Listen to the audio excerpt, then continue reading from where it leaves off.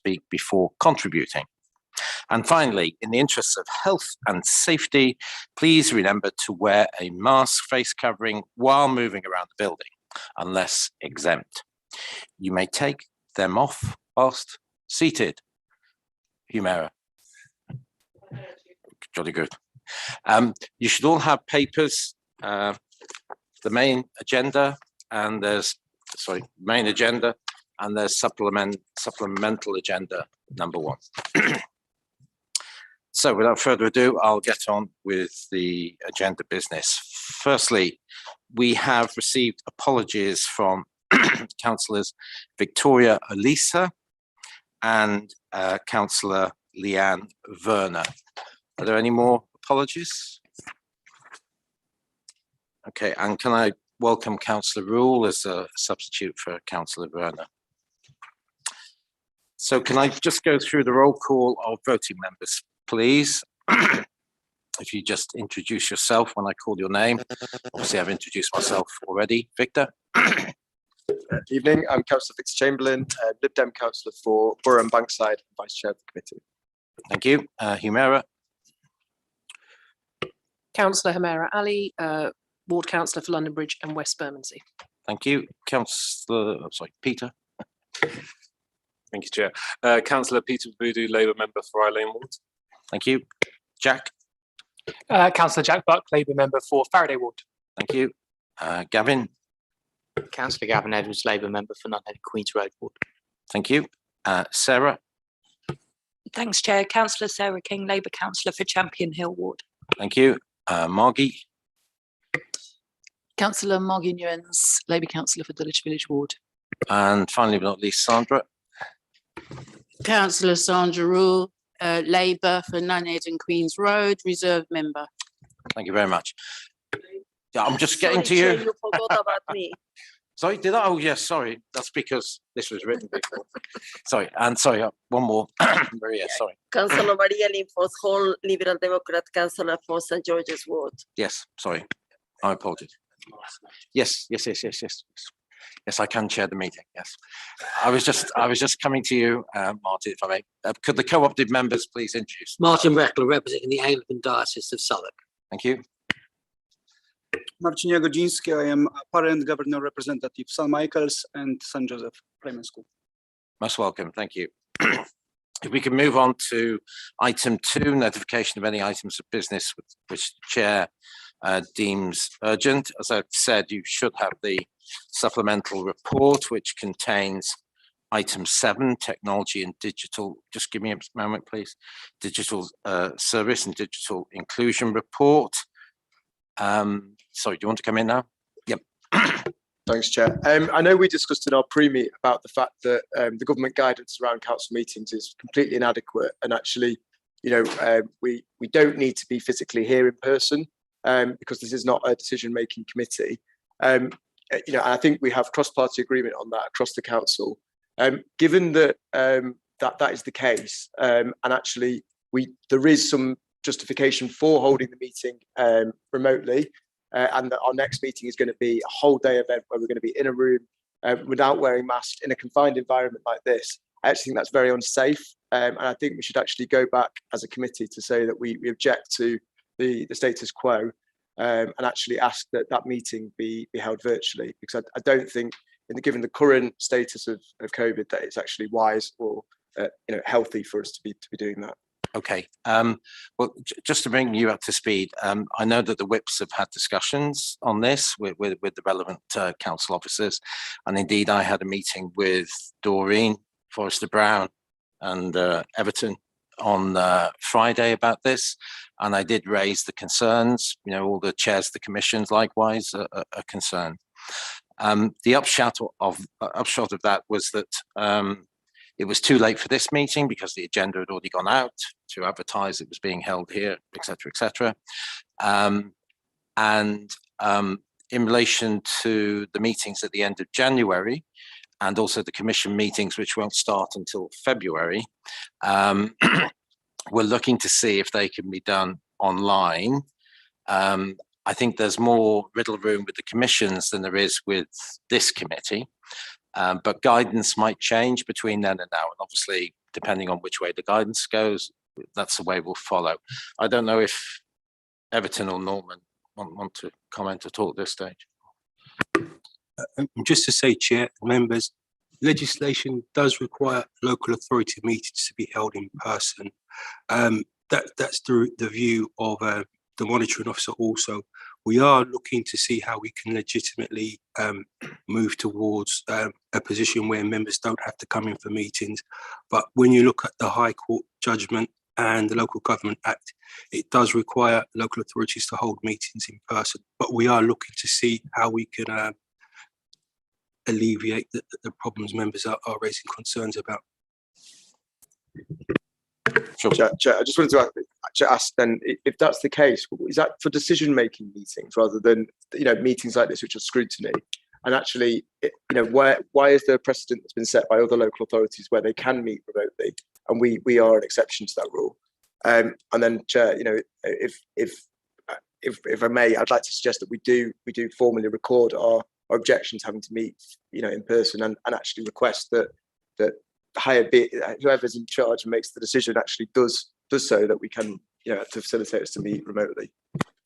The legislation relates to local authority meetings which are discharging council functions. The Overview and Scrutiny Committee and the Commissions discharge the scrutiny function. Again, there's a level of risk, but the issue is the High Court ruling was really about the members of the public being able to go to a physical place to observe a meeting. So it's a democracy issue, which makes it just that little bit more complicated. Yeah, I don't necessarily want to be here, but it's just legislation requires it. Well, we won't vote on that. Councillor Ali. Just push it just to the last limit. We're actually meeting all day on the Monday, but then we're coming back on the Tuesday evening. And that Tuesday evening is when we'll be discussing recommendations. So Monday, we're just listening and maybe asking a few questions. Can I just check, does that all count? Or is it about the making the choice, the recommendations part? Legislation refers to local authority meetings. So whilst you're meeting as a formal committee of the council, it falls within that remit. There may be a way around it, but we haven't actually got to that point yet. Thank you. I mean, rest assured, I'm pressing the officers that, we have a more liberal interpretation, if I can put it that way, so that, we don't have to hold these meetings in public. But, sorry? Sorry, in person, yes. Oh dear, Freudian slip. Yeah, so obviously they're mindful of the legislation. As far as they're concerned, they're operating in line with the legislation. And as I say, the guidance may change between now and when we hold the meeting at the end of the month. So we'll keep a watching brief, and I'll keep you updated every step of the way. Okay, is that all right? Sorry. I have a question to Everton. When this ruling was done, and when I can see the whole ruling? Sorry, if you could say that again, please. When the ruling was done, and when I can see the whole ruling about the meetings. It was done in May, late April, May 2021. I'll forward it to you shortly. Yeah. Okay, can we move on? Thank you. Right, can I at this point mention that Councillor Catherine Rose, the Cabinet Member for Transport, Parks and Sport, is unfortunately unwell and so is unable to be here this evening. So I'm afraid we're going to have to postpone her Cabinet Member interview to another occasion. As you know, it was the intention to hold Councillor Rose's interview together with that of Councillor Burgess, the Deputy Cabinet Member for Clean Air and Active Travel, due to the close linkage of their portfolios. With the deferral of Councillor Rose's interview, it was suggested we defer Councillor Burgess's interview so that the two can be held together. So apparently members of the committee were informed of this yesterday, and no member has come back on this matter. If that's, I presume that's okay, and we'll hear them both in due course. Chair. Yes. I'm not sure 24 hours is actually enough notice. I'm afraid I did miss that. And I don't think, I think they are two separate briefs. And air quality is something that we do really care about very separately from what's covered by Catherine's portfolio. And I do think that actually we should be hearing from the cabinet member this evening. Well, Councillor Rose. No, I appreciate she's unwell. Yes. Councillor Ryder Burgess. Yes. Well, as I say, unfortunately, yeah, I know, but unfortunately, she's unavailable, and so she couldn't be here anyway. So there we are. So they'll both have to come back at a future stage. Okay. Right. Item 3, disclosure of interest and dispensations. Does any member have any interest or dispensation in respect of any item of business to be considered at this meeting, please? No. Thank you very much. 4 are the minutes of our previous meeting held on the, well, what have we got here? 3rd of March, is it, the first lot? Is that correct? Chair, we have the minutes of the 3rd of March for your approval. Yes. I wasn't able to complete the rest of the minutes, so they will go to the 25th of January. Okay. So can we agree the minutes of the 3rd of March last year? Are they agreed? Yeah, there's some members here that weren't even weren't in there at the time.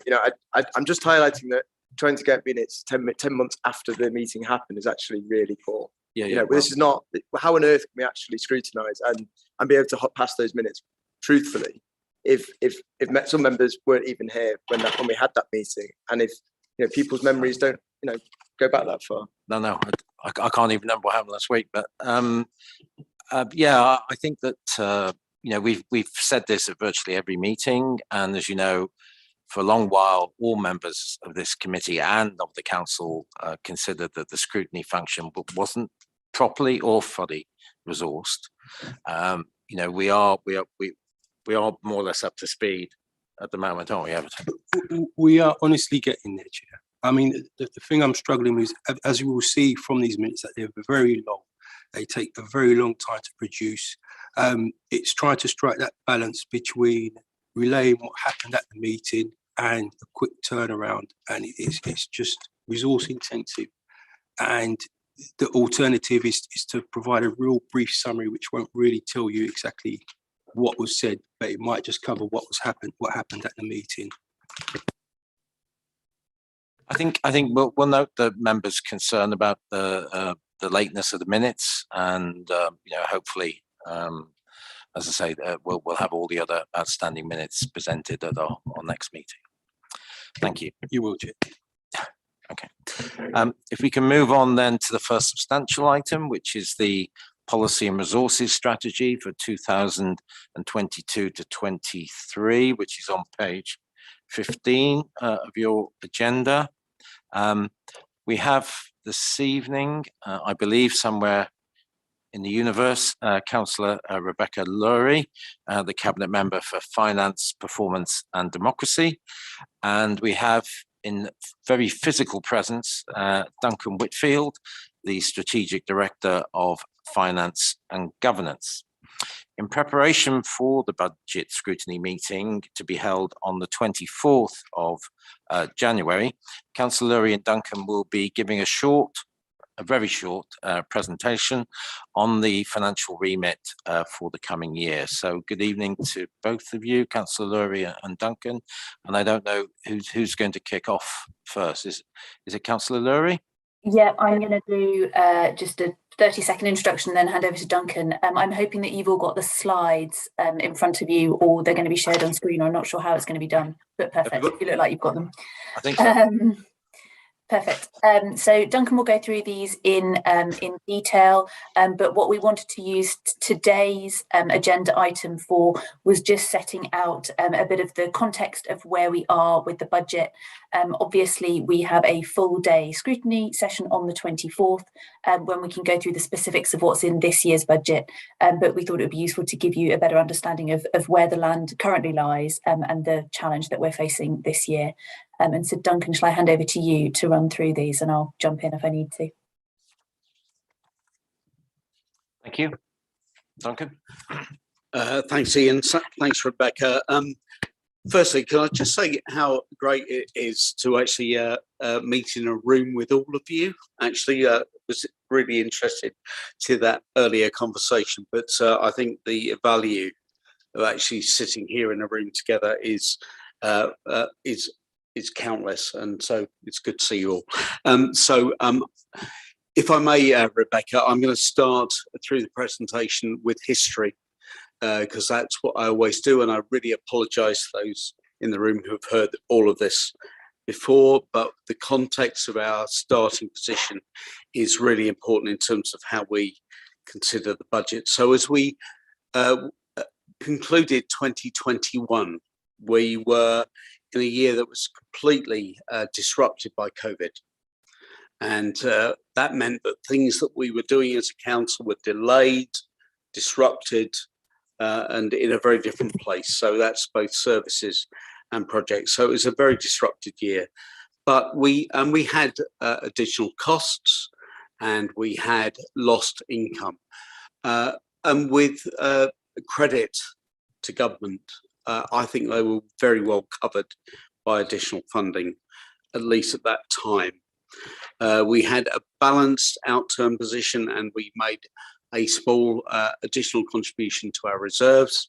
And in particular, there were significant contributions to the reserves as you look at our accounts, insofar as they included early government funding for things like business rate relief moving through into 21-22. So there was a bit of a illusion, if you like, there that we had significantly higher reserves, but a lot of those were monies that were already committed.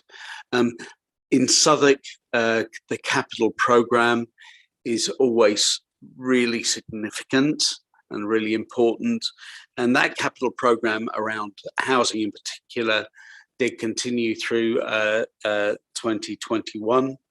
Although there will have been slippage, and there will have been further slippage through 21-22 as well. And a very ambitious capital programme, not least around new homes building, moving forward way into the future over the next 20 years. To the next slide, context. There's lots of national and local issues. I'm going to leave this slide for your perusal in the future, and maybe in advance of the scrutiny meeting on the 24th, which will be looking at the budget in full. But the most important component of all of that context, locally and nationally, was the spending review that we were looking at last year, as it was due to be presented in the late summer, autumn of 21. What we had to do, I think, Rebecca, with your help through Cabinet in June 21, was to set out where we thought things were going to be. And as we went to Cabinet in June 21, we had a budget gap of 19.4 million, most likely assumption, but that was very much subject to what happened in the spending review that was due at the time for the autumn of 21. It was also expected to be a 3-4 year spending review. We, at that time, made some assumptions around government funding, which were pretty broadly flat. We weren't looking to expect government money that was not going to be forthcoming, particularly in the context of the COVID crisis. We were then and were continuing now to worry about local government finance reform, that's fair funding, business rate reset, and particularly the social care element. There are underlying financial pressures that were in place at the time as we go back to last June, and particularly, I would say, around temporary accommodation, rough sleeping, and that whole component, and the London housing crisis, as I would describe it. COVID was still adding complexity. There were income shortfalls. People can't pay their bills.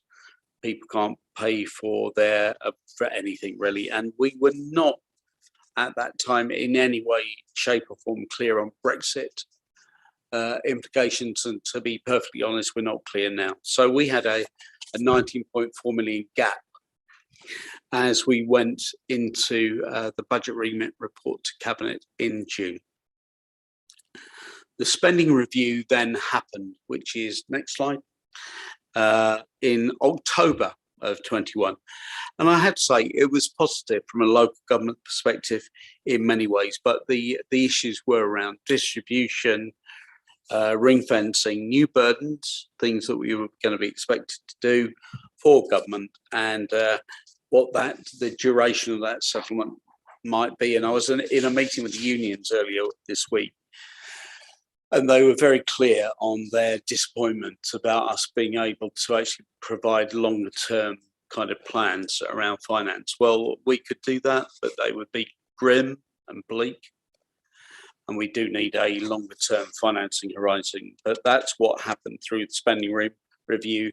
Positive, but unclear in terms of outcomes. So when we went to Cabinet in June, we had a gap of 19.4 million.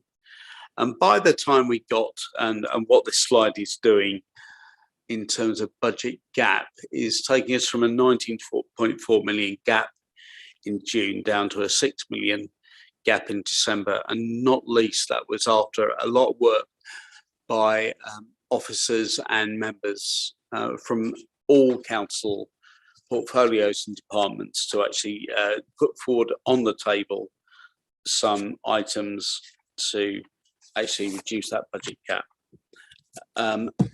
I've got two further slides. The next slide is around where the funding comes from. I'm happy to take questions on that.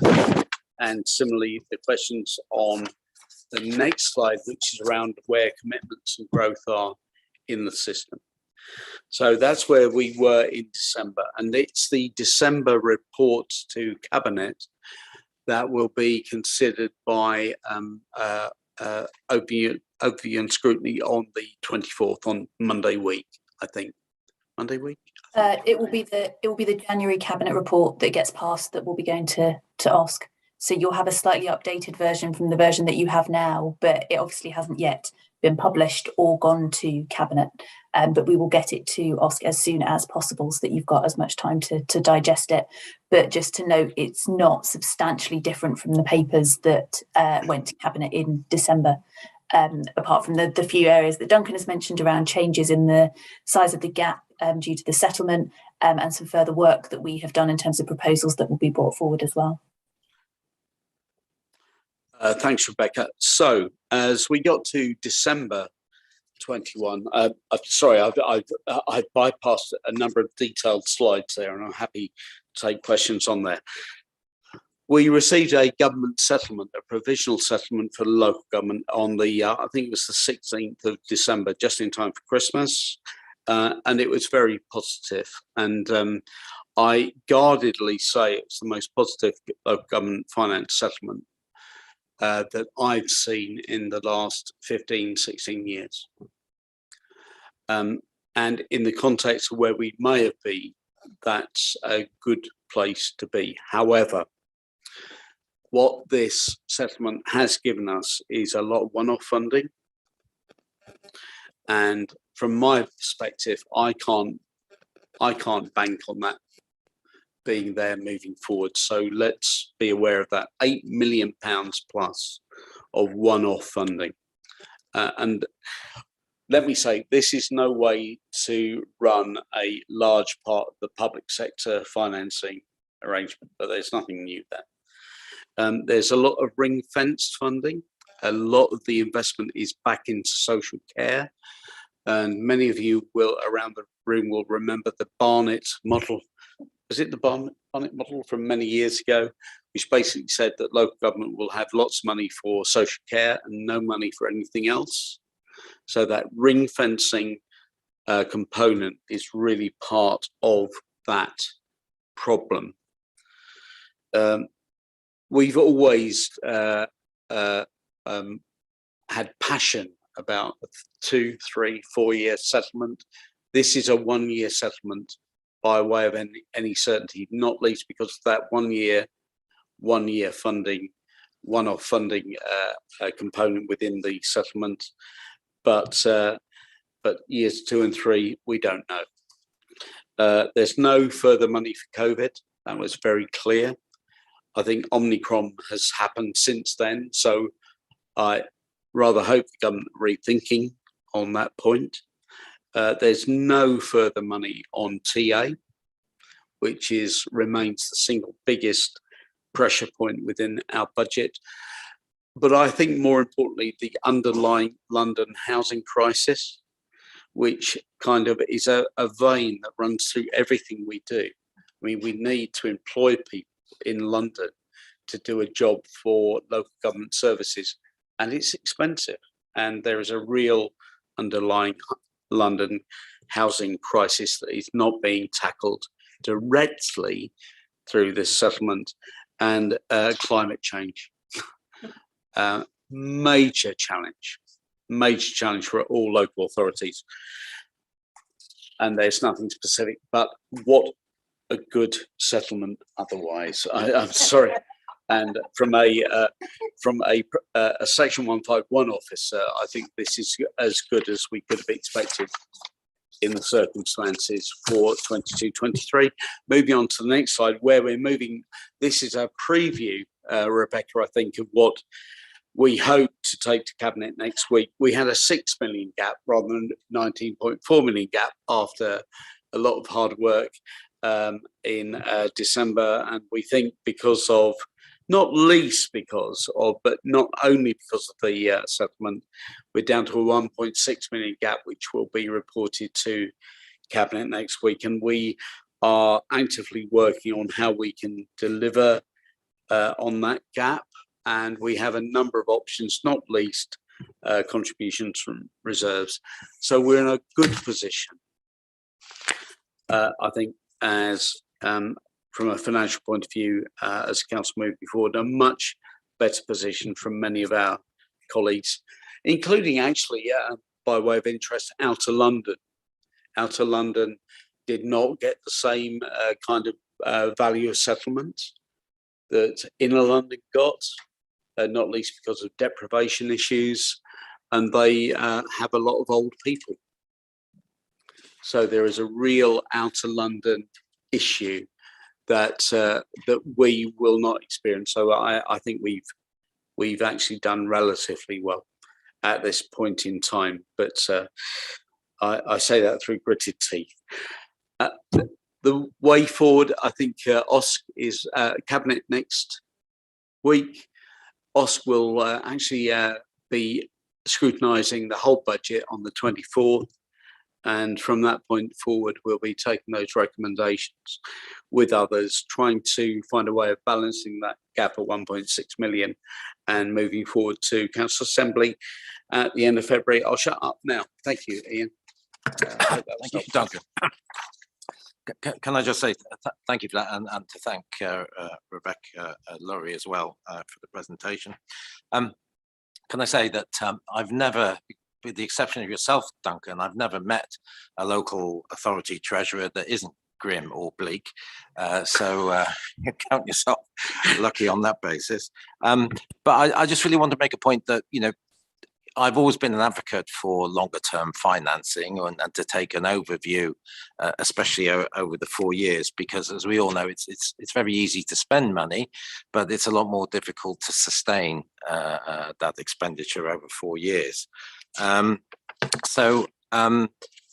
I just want to ask before I bring other members in, you mentioned about the £8 million one-off funding. And you mentioned about the ring fencing. I just wondered, were there any other funding streams that were particularly squeezed at all this time around?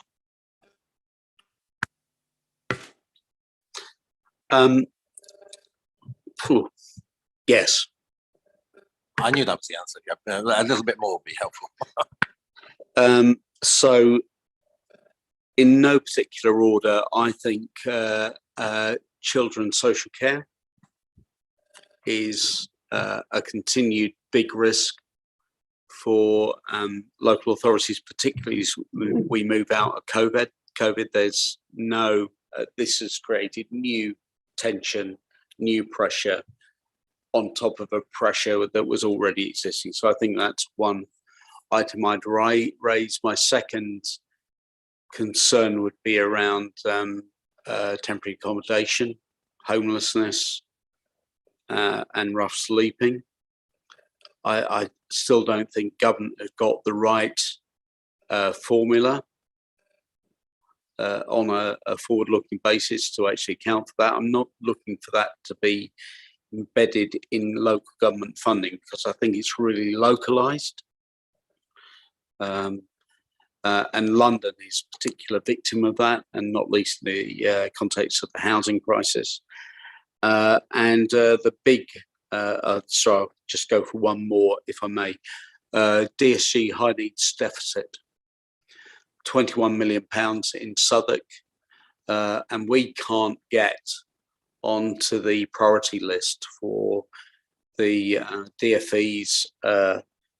I can't remember what they call it, but it's the kind of DSG high needs list of councils to look at, and they're looking at 6 councils a year across the council, across the country, and this is not realistic.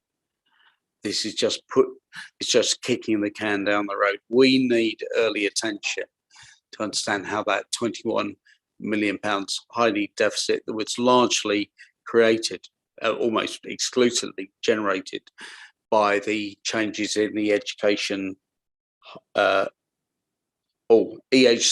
I've forgotten what the acronym means, what the abbreviation means.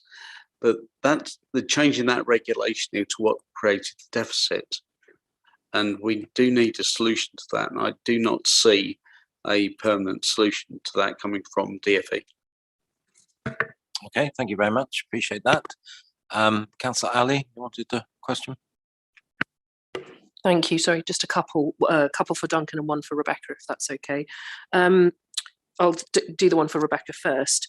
So can I just get a sense of the strategy around the budget? Because there isn't enough money, but there are some huge priorities. We've talked about climate, we've talked about a number of other things. So could you talk a little bit more about whether you've made some priorities, whether, for example, if it's climate, it gets everything first, or whether you're chivvying everything up along a little bit. So if we can get a sense of that, that would be great, because that helps our thinking when we're questioning. And then Duncan, a bit more about the fact that the spending review period was 23 to 25, but we've only got 1 year. So if I could have a bit more about that. And then last but not least, didn't we see this DSE high needs deficit of 20 odd million last year?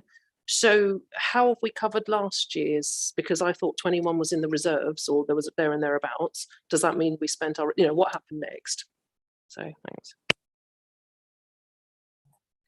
Shall I start, Duncan, and then you can come in on your questions. It's really disconcerting because what I can see is Ian rather than you, Hamara, but I'll talk into the void and it will be fine.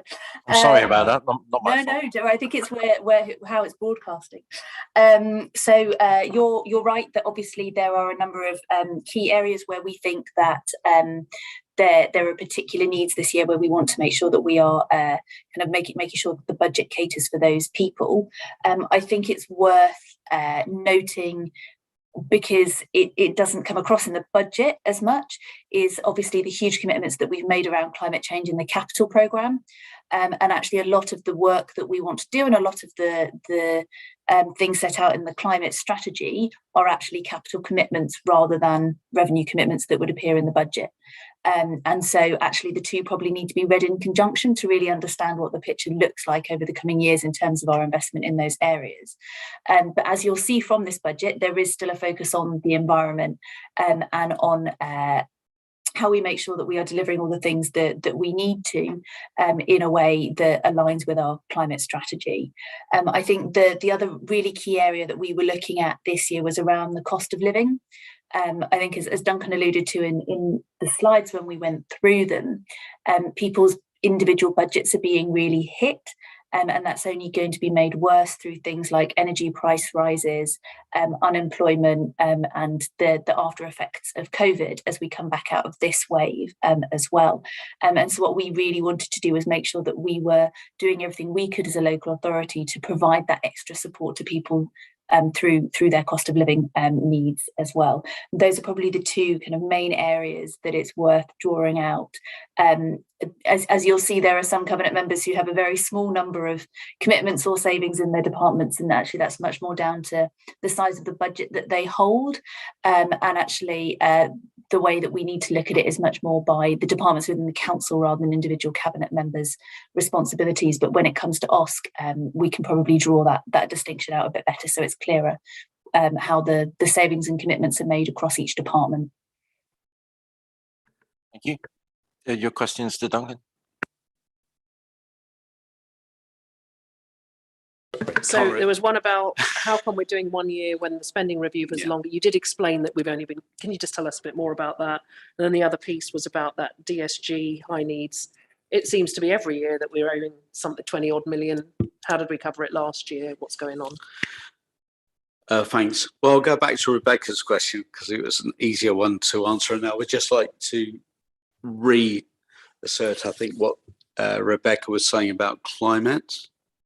So climate is a priority, and there's a real issue about what is capital and what is revenue. And I think we would be wise collectively to understand, to make real impact into climate, it's capital. Capital will have a revenue cost through borrowing or debt finance or whatever.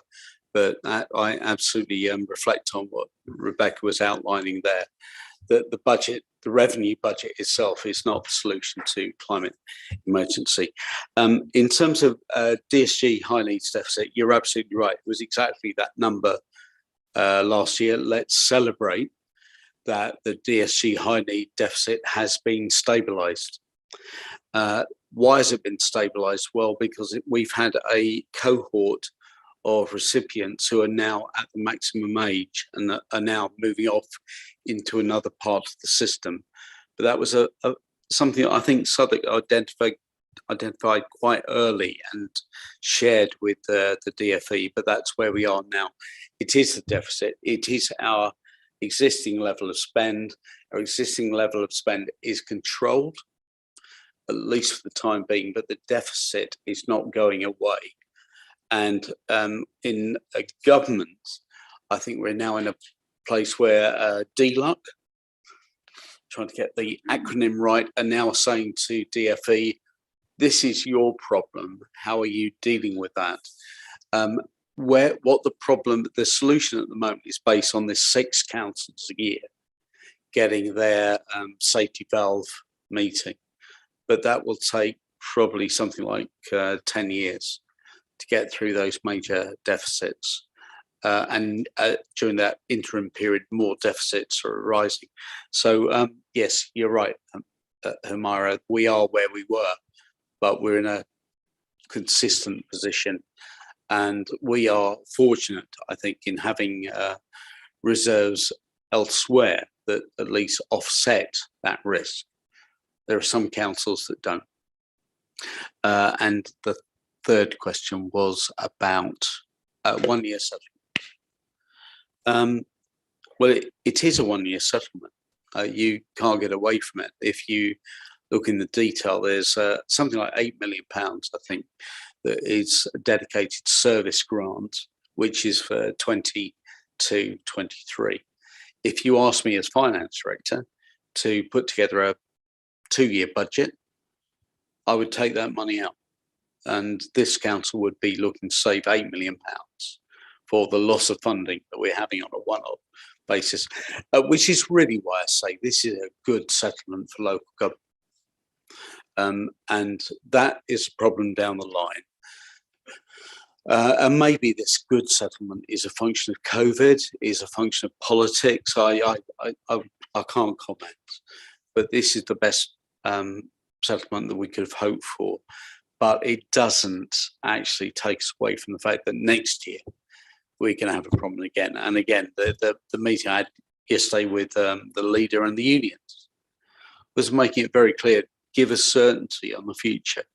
There's nothing in the spending review, there's nothing in the provisional settlement that enables me to do that other than to create, from a finance director perspective, more pain. And I always remain optimistic that we won't need to go there. And I know the politics of this council is such that we want to avoid that as far as we ever possibly can.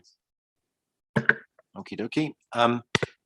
Just for the benefit of those watching from the comfort of their own homes, when you talked about the capital expenditure on the housing programme, that's from the housing revenue account, isn't it? Or is there money from the general fund?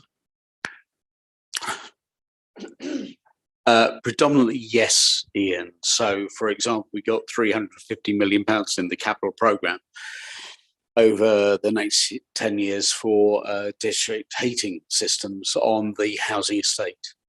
But there are also contributions which are not insignificant from the general fund to help promote the housing estate generally, both the existing estate and the new estate, particularly as we build new homes. So there are a number of contributions from the general fund that go to build a place, actually, which is Southwark.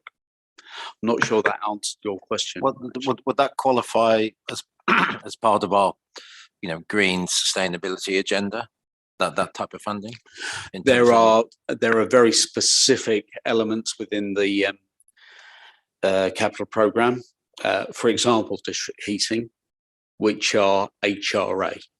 350 million is what we think we need to green the district heating system. But there are also other items that are not unrelated to housing estates that are in the general fund.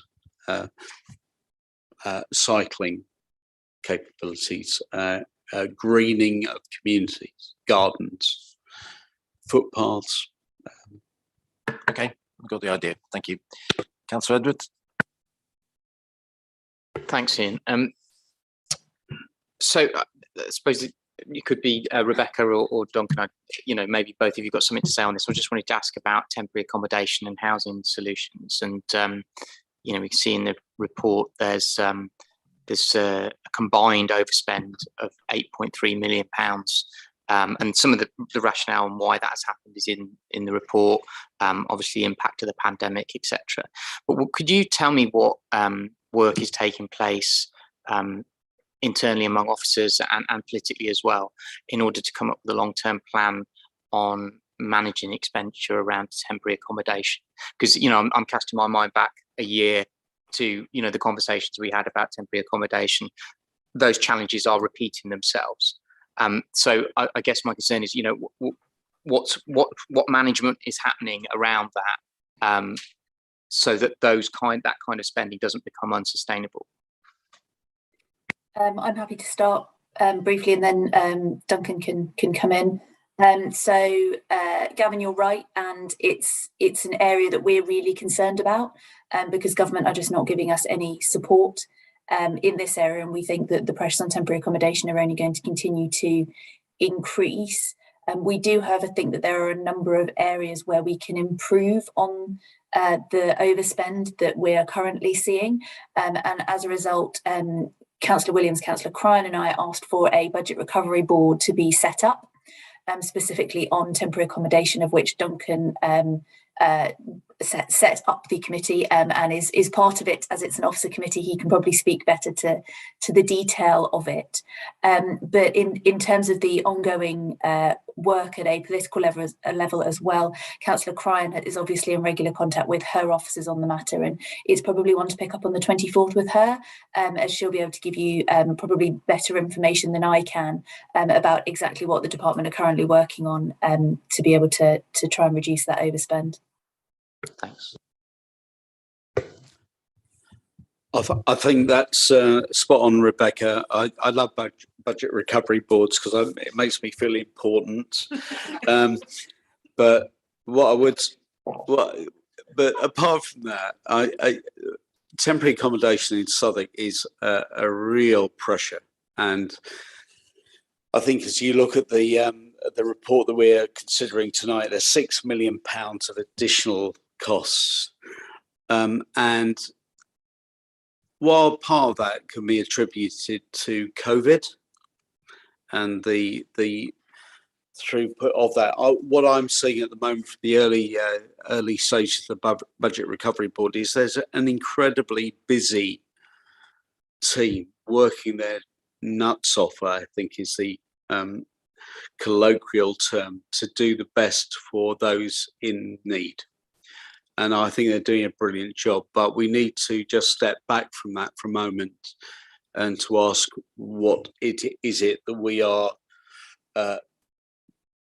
bound to provide by statute, bound to provide by regulation, and what our own local policies are. But this is the biggest single pressure as we look at our budget moving forward. If we could take out £6 million of TA pressures as we move into next year's budget, we have a lot of resources available to do other really important things for Southwark residents. So this is an important issue. The Budget Recovery Board has now had 3 meetings and now has data and inclusion. It's worked very well in the past from a social care and indeed from a DSG high needs point of view. So I'm hopeful that we can find some new space, but most importantly, what we need to do is give the people working in that area some space to actually think about how we do things differently. And at the moment, they're absolutely swamped with a job to do and lots of people to protect, and they are vulnerable people. So it's a very balanced kind of ticket, Gavin. But I'm confident that we can find ways, subject to policy changes, that will, in the long time, give us some relaxation from the pressures that we've got. Thank you, Councillor Linforth Hall. Thank you, Chair. My biggest concern, of course, is adult social care and children's care. I hear what you have said, that you're trying to protect the vulnerable. But the vulnerable are the ones that they are going to suffer the most with some of the cuts. For example, the cease of early years autism support services, the reduce of early years improvement team, the review of mental health commission services, including hostel support and housing provisions across the service. All of those, how is it going to affect the service and what is it going to happen? Because the vulnerable in this case are the ones that are going to suffer the most. Thanks, Maria. I think we're probably straying into the territory of what we want to discuss on the 24th rather than this evening. But on the 24th, when we talk to Councillor Ali about those specific items, and David Quirk-Thornton will be there as well, there are full quality impact assessments that sit behind all of those items. So they'll be able to talk in detail to you about what the impact will be for service users and why those things have been therefore considered as part of the budget. Thank you. Okay. Councillor Chamberlain. Thank you, Chair. I've got 2 questions, if I may. So the first question is, Rebecca, you mentioned that this budget is prioritising the environment and the climate emergency. I just wonder, are you confident that the budget has taken all possible steps to reduce carbon emissions and improve environmental sustainability? And also, can you then help us for our next scrutiny meeting to direct us to where all departments are making impacts to become more carbon neutral, and what we're doing to reduce, and actually also what they're doing to become carbon neutral by 2030? Yeah, on your first question, Victor, I think we have done a good job of being able to identify how we will spend the limited resources that we have. within the revenue budget to support our ambitions in the climate strategy. As I said, we've also committed a huge amount of money going forward through the capital programme, which specifically will address a number of the recommendations in the climate strategy. And I'm confident that we are doing a huge amount with the resource that we have available to be able to tackle that. Duncan, I might need you just to correct me if I'm wrong on this, but as part of the equality impact assessments, we are looking at climate change as well, aren't we? So we should have something that sits alongside the equalities report that gives that detail.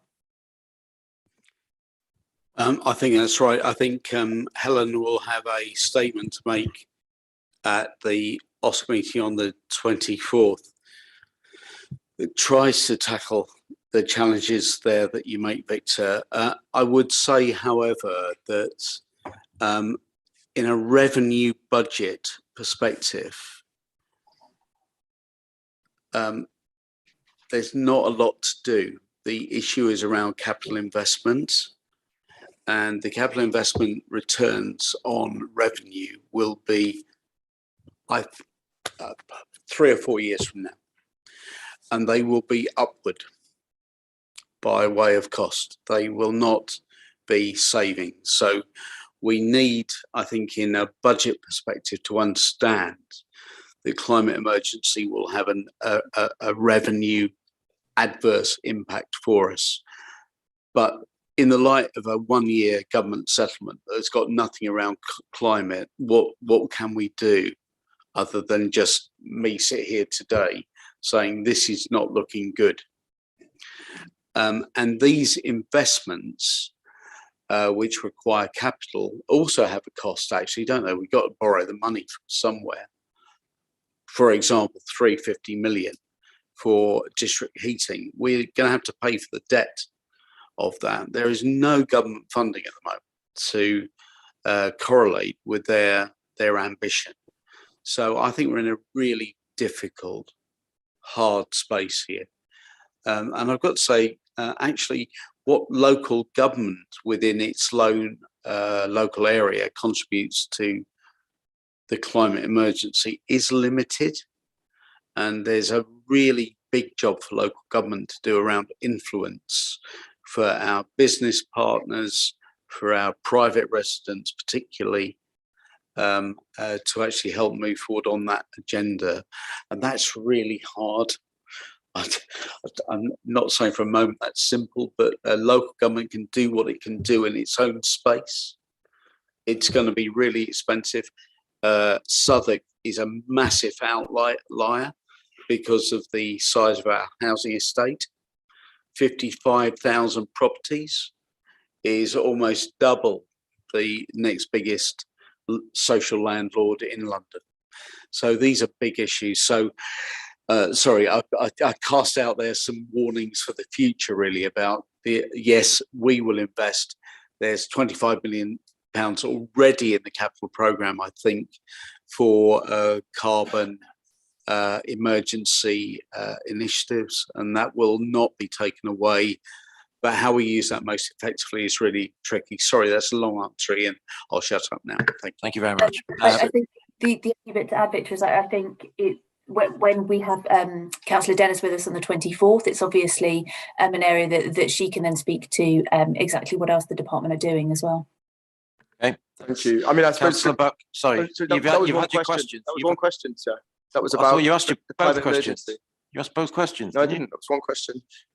Okay, get on with it. Well, actually, just to be clear, that question was about how our climate emergency declaration is being honoured by this budget, because we did in that budget say that we were going to take all possible steps and that every department of government was going to be affected.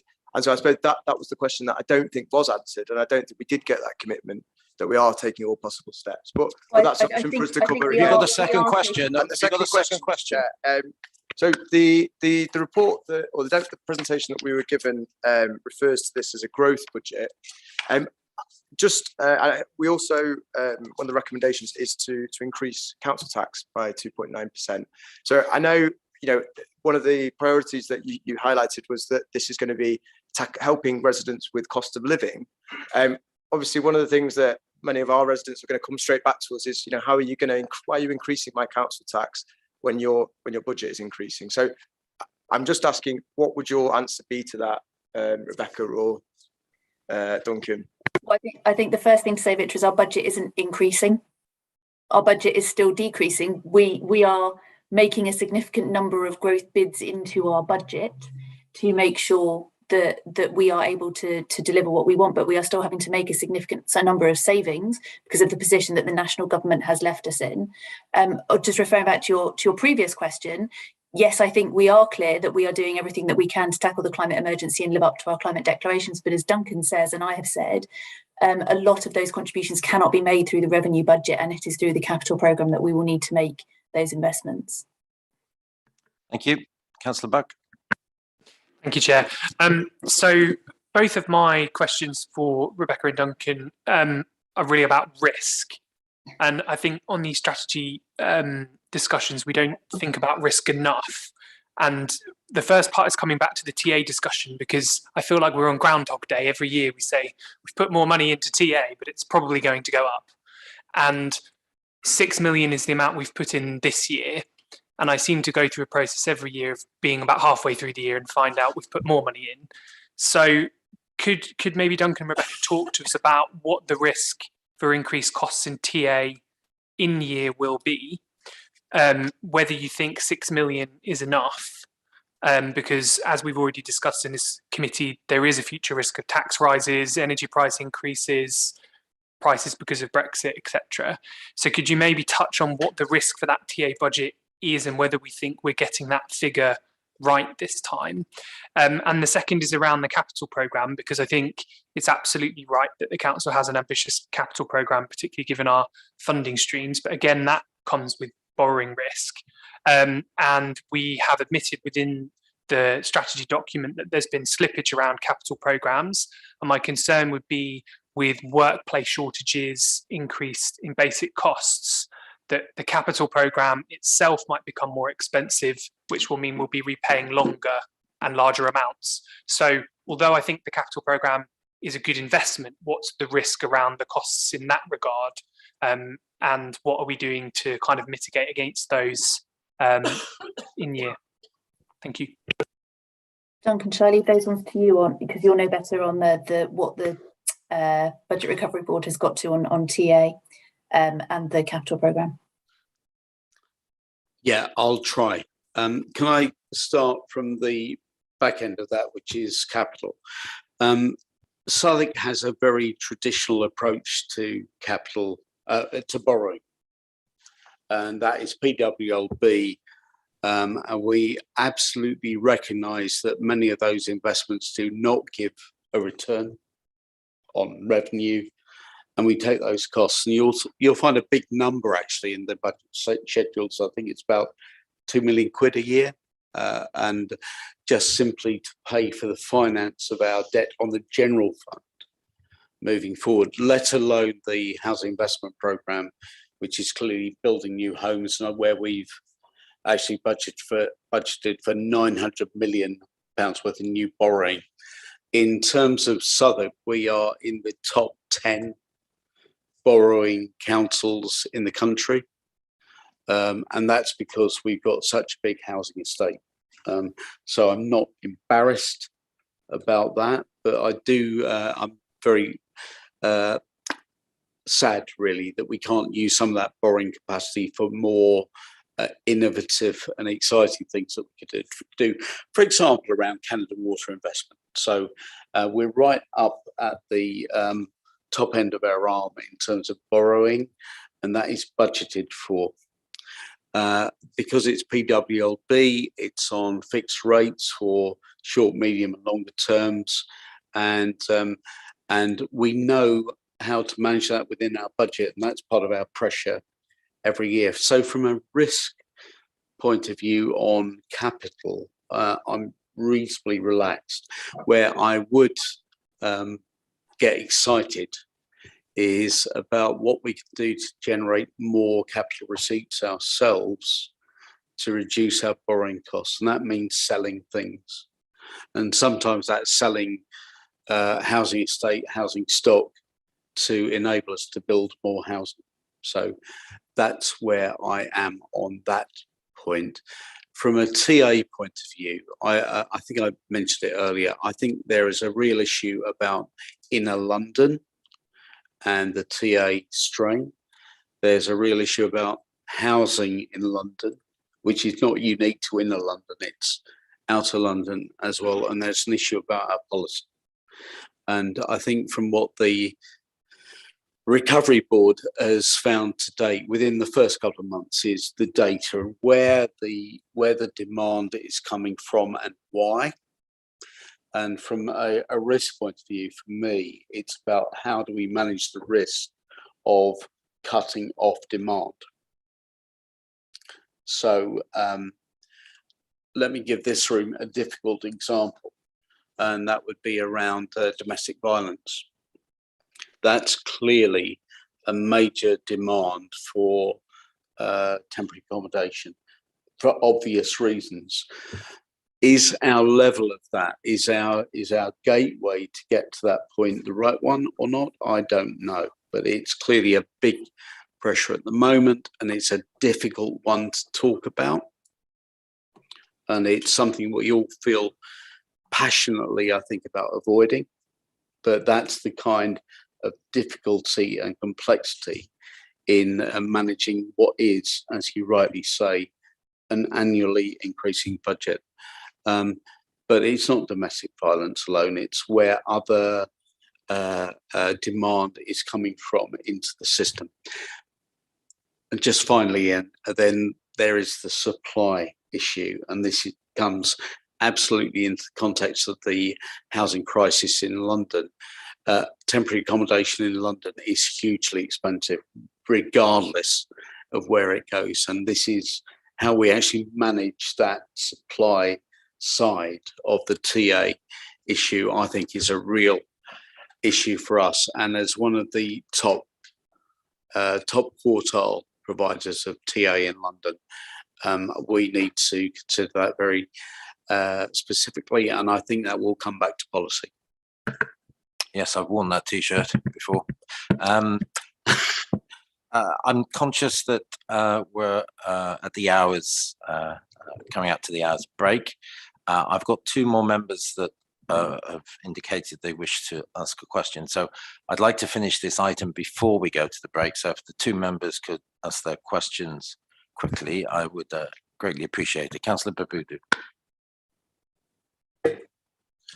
Thank you, Chair.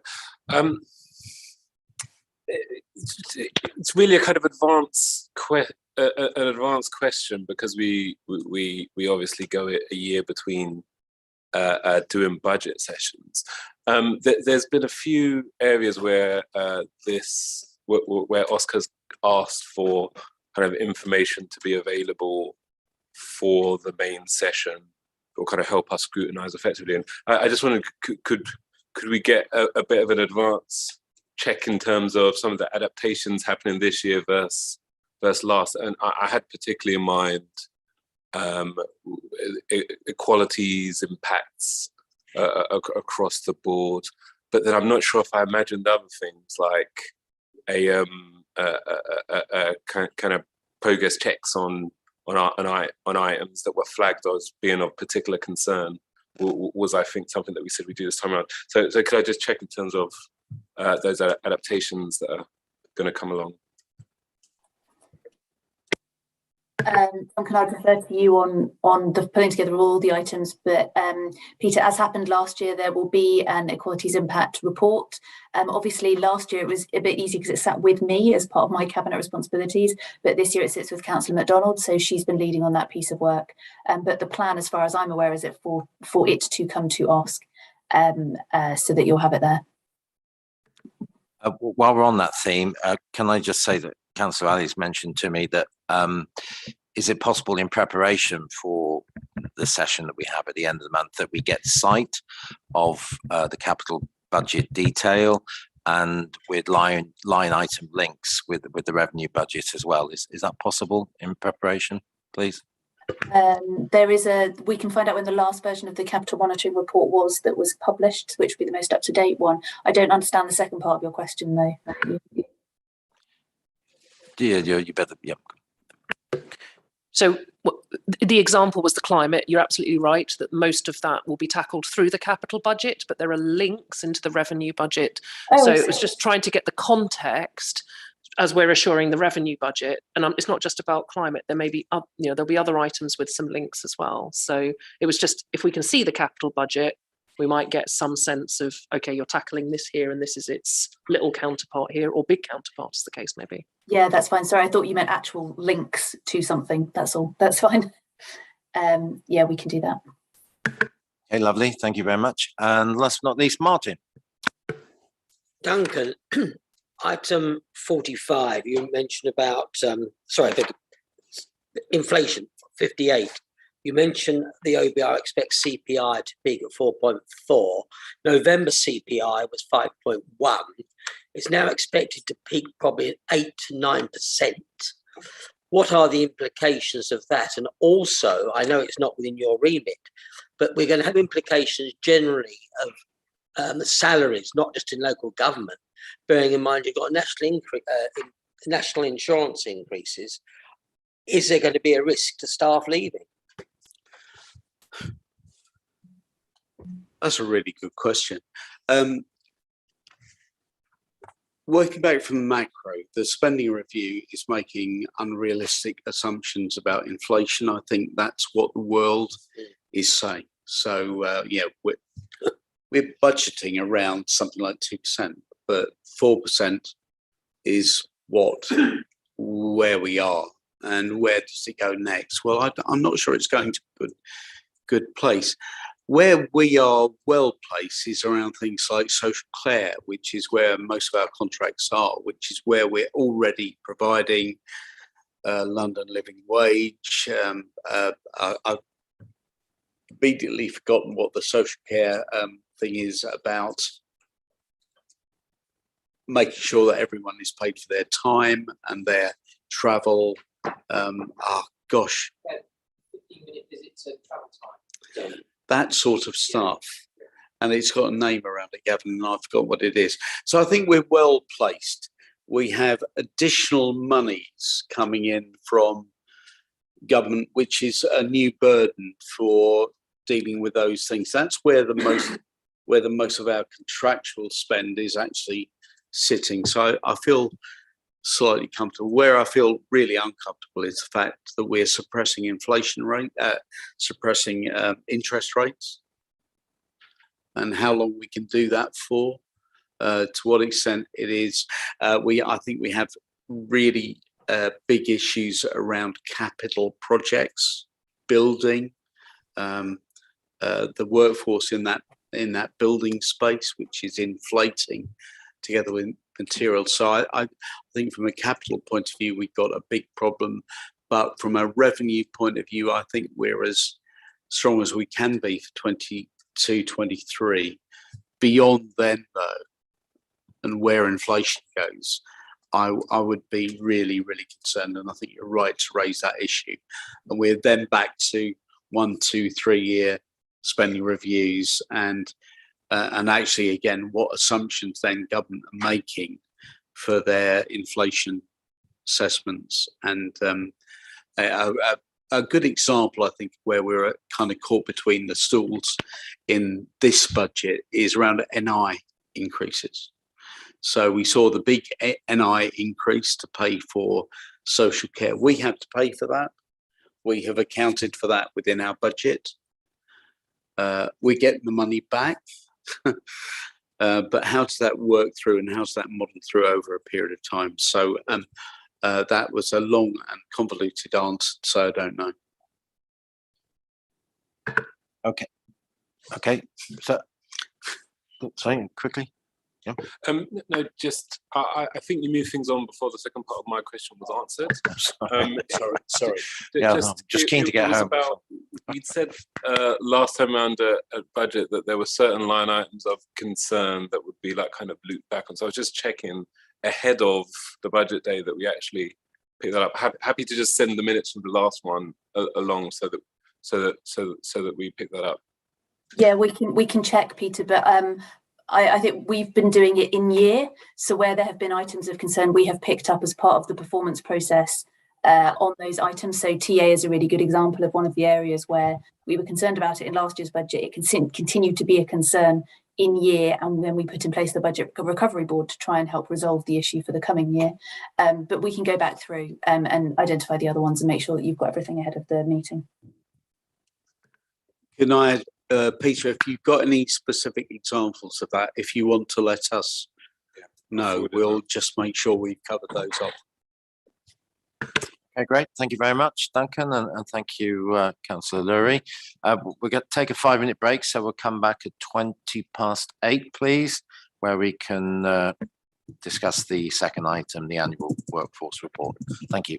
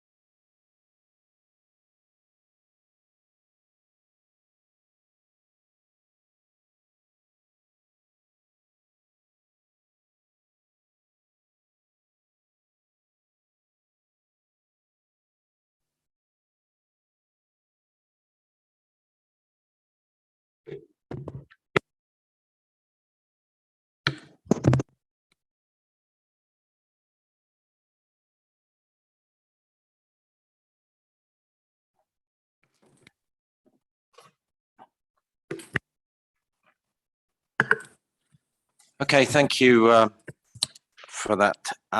Item 6 now is the annual workforce report 2020 to 21 and workforce equality, diversity and inclusion action plan. For this item, we still have Councillor Lurie, and also joining us virtually is Melanie Medley, who's the Director of Employment Experience. So welcome to you, Melanie. As members will be aware, we have specifically listed within our terms of reference responsibility for scrutinising matters in respect of human resources and the Council's role as an employer and corporate practice generally. We last received a presentation on the workforce strategy in February last year, and that was based on information up to the end of March 2020.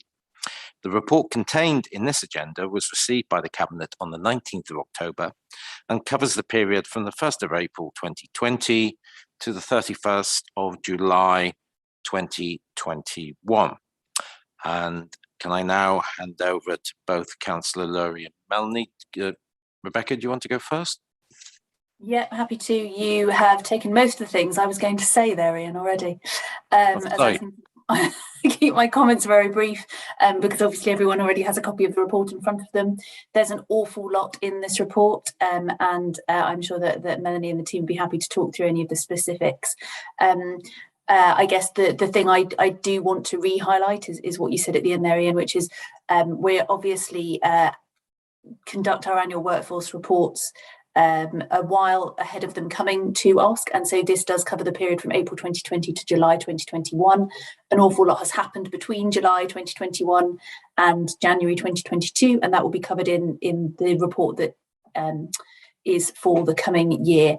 So obviously with COVID restrictions and the like, none of that is reflected in this report from anything that's taken place since July last year.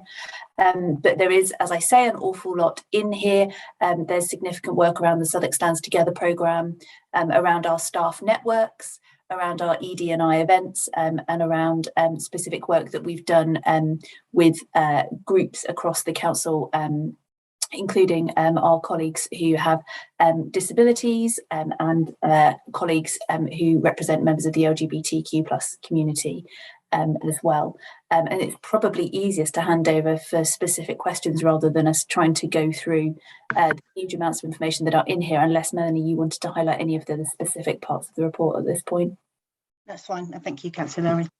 That's fine. Okay, lovely. Thank you very much. I've got a couple of members already. I've got Councillor Ali first, please. Hi, thank you very much. I've got two questions, and they relate to they're sort of more general.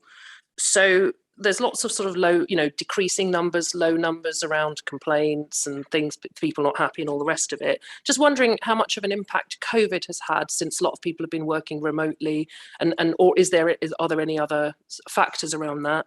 And the second question is a broader question, and I'd be interested to hear from Melanie about the culture in the organisation, because sometimes exceptionally low numbers are an indicator that the culture isn't as open and people don't feel confident either to come forward or there are capability issues. So I'm just curious on both those fronts. Okay, thank you. Who's going to handle that one? I'm happy to take it, Councillor Lurie, if you wish. Yeah, it's fine. So thank you very much, Councillor Ali.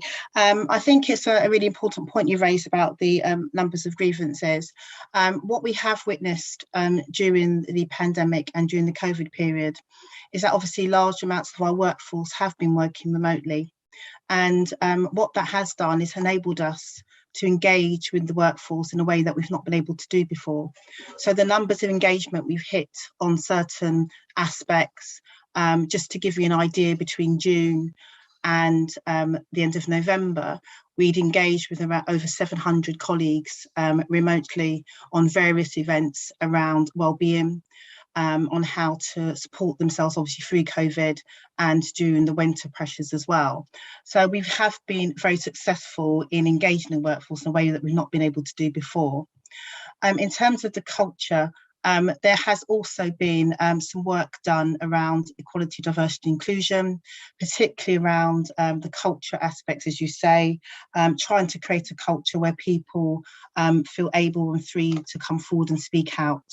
And much of the work that we have done during engagement sessions have really been focused on creating an environment that's psychologically safe for colleagues to share experiences.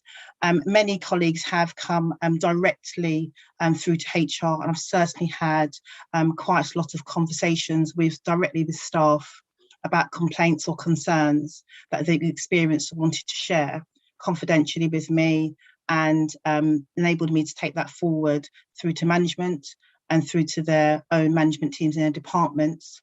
So I think there's still some work to be done around creating that environment for people to come forward, but we're certainly seeing increased levels where people are engaging in events, coming forward. So we're very, very committed to making sure that we work on that kind of psychological safety piece, providing development for our staff and also for our leaders as well through conversations in that respect. Okay. Thank you. Councillor Babudu. Thank you, Chair. It was just on the ethnic minority pay gap, which my notes are a bit messy. It's 14.6 or 14.8%, one of the two, but just quite large. Could we say a bit about kind of why we think it's so large and what we're doing to address it? It's great that it's being voluntarily produced. Just action begins with knowing the problem. It doesn't end there, hopefully. Thank you. So can I just clarify, because in this year we've done something slightly different in the report, where we've split the pay gap reports from the general report. Last year we reported it all together. We have taken a decision to separate it. So we have 3 separate pay gap reports in respect to sex, race and disability. Are you referring to race specifically? Yes. Okay. Yes, so there has been a lot of work. Like I said, this is the first time we took a decision because, as you say, the gap was quite large and of concern. And based on that, decision was taken to separate the pay gap report so we can have a particular focus on what the underlying reasons are for that pay gap. So a lot of the work we've been doing around engagement with the workforce, what the workforce have been sharing with us and saying to us is that they don't feel that there's been adequate opportunities for underrepresented groups to have access to career progression, to different roles, to acquire promotions when they choose to move on in their careers.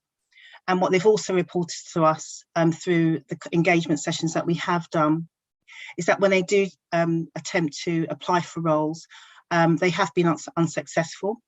And this information was shared with us in March of last year and through a series of listening circles that we have specifically for Black, Asian, and ethnic minority colleagues. Obviously of grave concern for us, the pay gap report, when we did it, we obviously saw the gap. So much of the work we're going to do is to develop a specific pay gap strategy, which is going to be developed, which will specifically focus on areas of how we can close that gap. Some of that work has started with the work we're doing on Southwark Stands Together, where there will be a bespoke offer for Black, Asian, and ethnic minority colleagues to engage in leadership and development courses. And we've been able to look at options to secure the funding with the apprenticeship levy, which will allow our colleagues to engage in development activities to help them progress through their career. We've also made significant changes to recruitment practices, and this is an area where people talked about anecdotally and from some of the data that we saw, that when they applied for roles, they were not readily available for them, or they were not successful, and there were not enough secondments and acting up opportunities. So we've also implemented Southwark Stands Together departmental action plans, and each department has been charged with looking at their recruitment pipeline to see what jobs they have coming through, where they can identify talent from underrepresented groups, and provide opportunities for those individuals to have opportunities to apply for those jobs. The targets we were set from Cabinet, we've now been able to produce some data on that now. And we are seeing some increases now in terms of appointments at grade 14 and above. For just people that are not familiar with our grades, grade 14 and above is around the 55k mark. So it's kind of a middling kind of range where we consider people to go into senior management roles, and we had low representation there. So we have been able to achieve around 40% of our recruitment in Q2 and Q3. So 40% of our recruitment has been from Black, Asian, ethnic minority communities. So we're seeing some change and improvement there. And our targets around grade 14 and above were set as a 10-year target, 38% by 2030. We've assumed a 2% increase each year in order to reach that target, a little bit more to stretch that. And we're currently at 25%. When we started looking at the data, we were on 22%. So there has been a 3% increase. But just to say to councillors that obviously this is a journey that needs to continue with commitment. We in the last Q2, we kind of achieved around 26%, and we dropped slightly by 1%. So we need to continue the efforts and keep the momentum going. And through the departmental action plans and the work we've been doing with the EDI consultants, we are embedding equality and diversity issues as a business critical issue, which means it's discussed at our chief officer teams and in our departmental DMTs and SMTs to make sure it stays on the agenda. And the work we've done in terms of culture to involve our Southwark Stands Together champions, our ally groups, our staff networks and our trade unions, we're all working collectively to keep an eye on this and to share information on the 8 different work streams we have on Southwark Stands Together to make sure we see progress. So the strategy will be developed in the next coming months, and that will go to the chief officer team for approval, and it will have in there a separate action plan about what we need to do. Some things I've talked about already was order in progress, but talking about how we expect and how our intentions will be to move and shift that pay gap. Okay, thank you very much. Councillor Edwards. Thank you, Chair. I just wanted to ask, I don't think it's covered in the report we've got. It's a question for Michelle, if that's okay. About development reviews and one-to-ones with staff. I mean, you know, a lot of research shows that successful organisations that drive up performance and where staff are performing well, where they're engaged, have a good, strong culture of regular development reviews that are conducted in the right way, and regular one-to-ones that are also conducted in the right way, in a supportive way. What is Southwark's performance like on regular development reviews, regular one-to-ones? How are we performing at the moment, and are there any kind of changes coming in to drive that up if that's needed? Thanks. Thank you, Councillor. I don't have the figures ready available at this moment to talk you through what that looks like, but I can certainly tell you the work that is all doing train around this. So we have started doing some work to look at a development framework for our leaders and managers. This was born out of the listening circles, the discussions we had with the workforce, where they reported that they wanted to see accountability, they wanted to see that commitment from the top, and they wanted to make sure that our values, the 2 values, equality values, that were added to our 5 values to make 7 now, were embedded through our practices.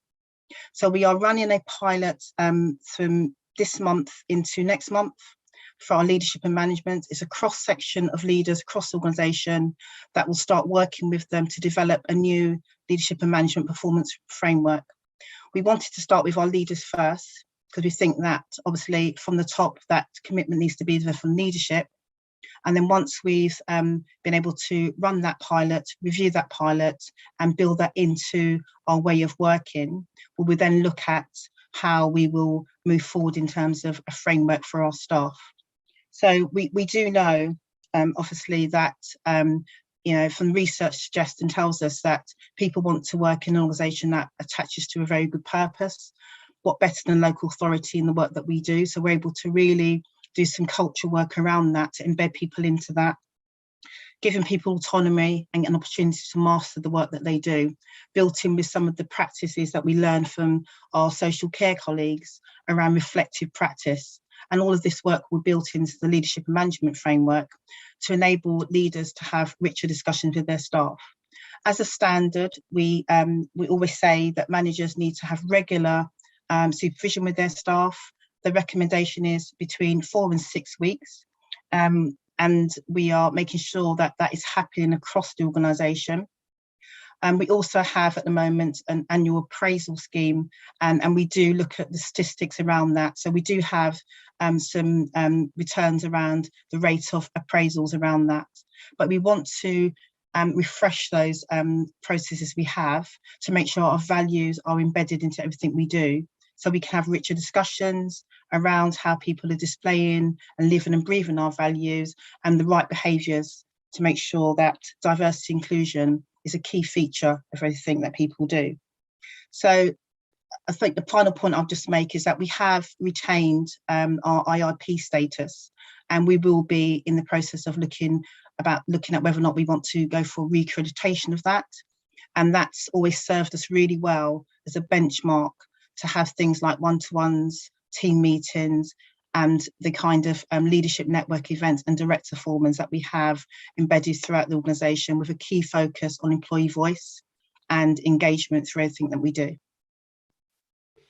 Are there any departments in the council, teams in the council, however you want to define it, where we're not keeping up with what you would see as an acceptable standard number of one-to-ones development reviews? We I would suggest that I don't want to be speculating around it in terms of pulling out different departments.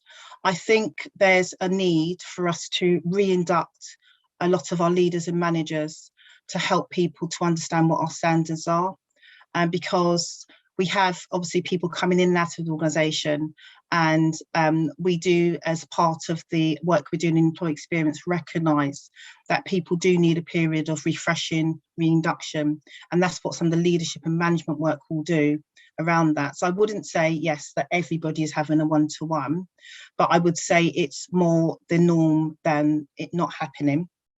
But where we do hear that one-to-ones are not taking place, we address those through our business partnering function, who speak to our leaders, our managers, and through our DMTs. Thanks. Councillor Chamberlain. Thank you, Chair. I wanted to ask about our LGBTQ staff. So Southwark and Lambeth together have the highest concentration of LGBTQ people in the whole country, which is something that we should be really proud of. And Southwark was awarded the Stonewall Diversity Champion in 2016, which is fantastic. But a number of organisations, public organisations, are shamefully coming away from that scheme. So, for example, the BBC, UCL. Can we get a commitment that Southwark is firmly going to stay in that programme, and actually that we are committed to continuing to be a diversity champion? And given that we have such a strong LGBTQ population, should we not be looking to be actually in the top 100 employers in the whole country? 8 councils already are there. Why are we not? Why is Southwark, with such a strong LGBTQ community and so many specific LGBTQ issues, not actually higher up on that list? And why are we not bidding to be one of the best places to be an LGBTQ employer in the country? And then I've got a second question, Chair, but I'll let the officers and member answer that.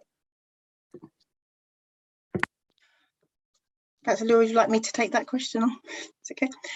So I've only been in the organisation for a year, and I'm very aware of the commitments and the work that Southwark has done.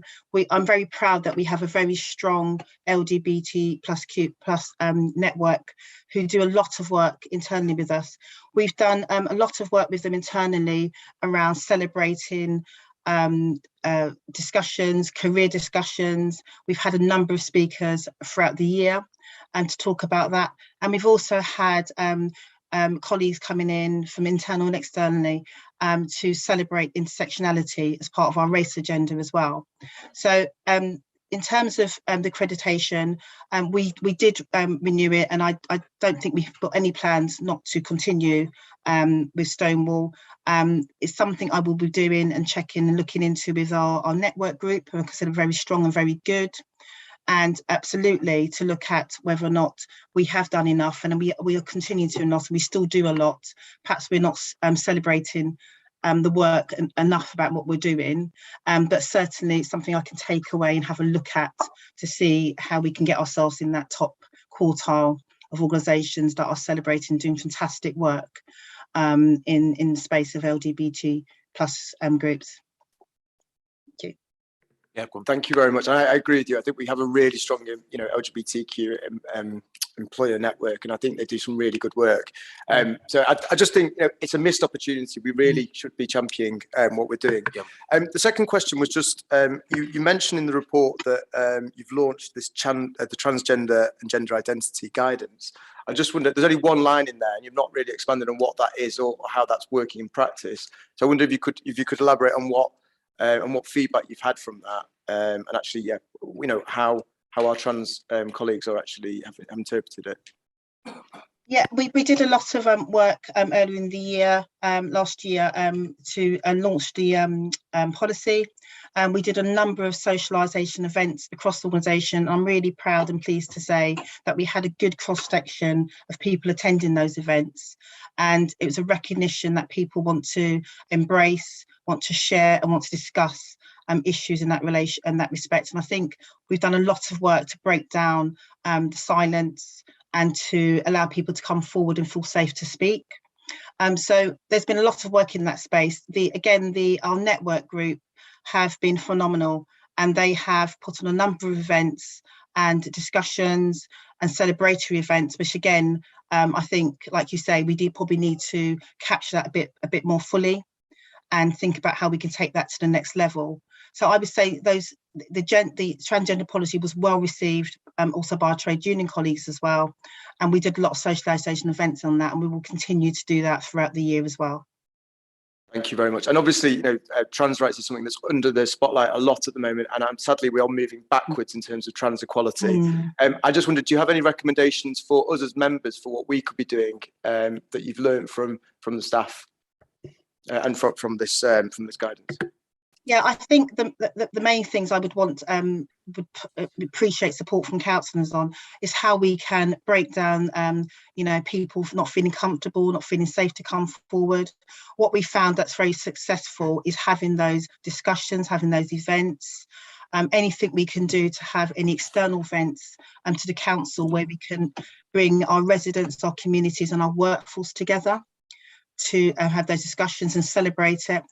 People do like to see people that are able to come forward and speak quite candidly. We know sometimes it's a challenge for people, but we have had some successful people coming forward and willing to speak to us.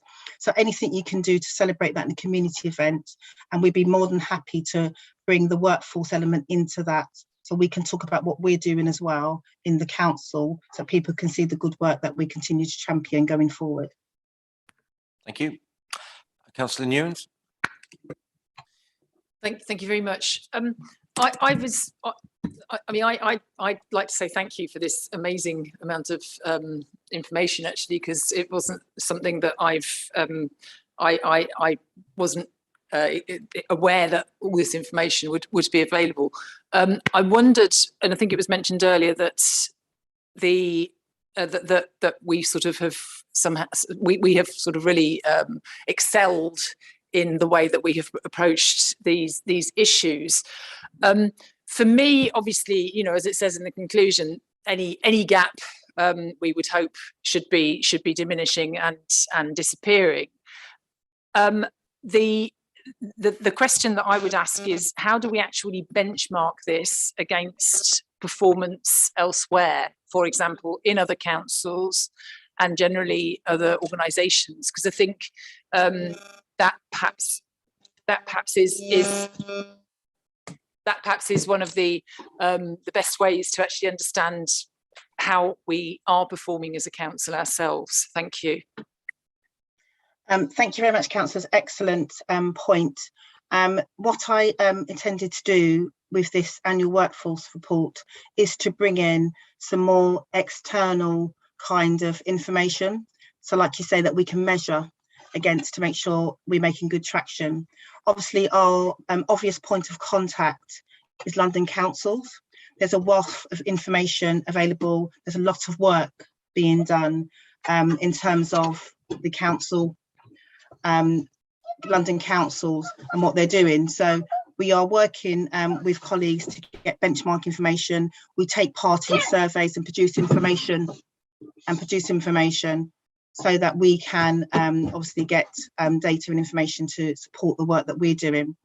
In terms of the external aspects, what we're seeking to do this year is to partner with organisations that can support us to give us really good insights. So just an example of that is we've recently got membership for working families to help us support us with the family friendly policy and to make sure we are comparative with other local government, but also externally with public and private sector as well. There's some fantastic work being done in private sector, work that we can replicate internally in public sector as well.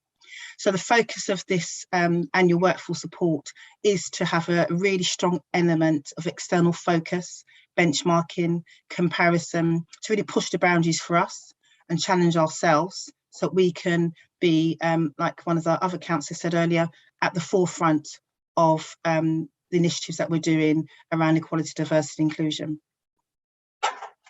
Thank you very much. Thank you. If I could just raise a couple of points. Firstly, I was looking at chart 25, which is on page 45 of your report and page 183 of our agenda. It gives a broad race profile of leavers by reason, and it's basically percentages. I think, you know, percentages tell a story, but they don't necessarily tell the story.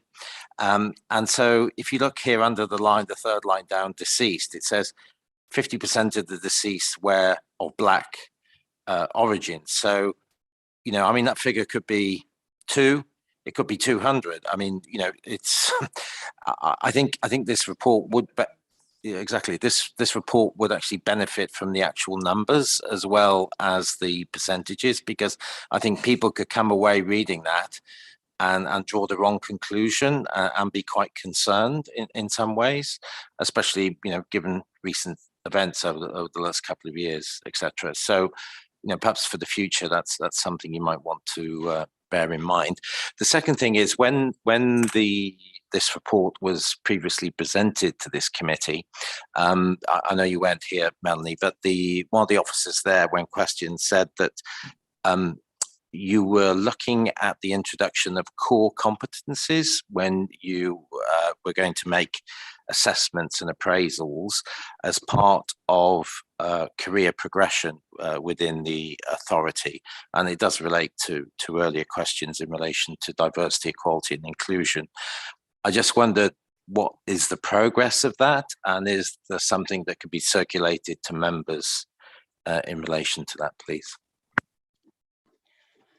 There isn't anything in train at the moment, because we are starting with stripping some of the work back to embed our values into the work we're doing.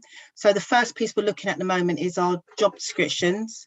And I think that's probably the area you're talking about. So our job descriptions are being reviewed so that we can embed our values into those and then have our competencies for each of those roles.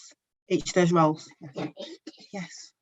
Yeah, because that's great. Yeah, because I'm aware that, you know, that there's adjacent sister authorities that have these type of arrangements in place in agreement with local authority trade unions. So it'd be useful if we could build on that work.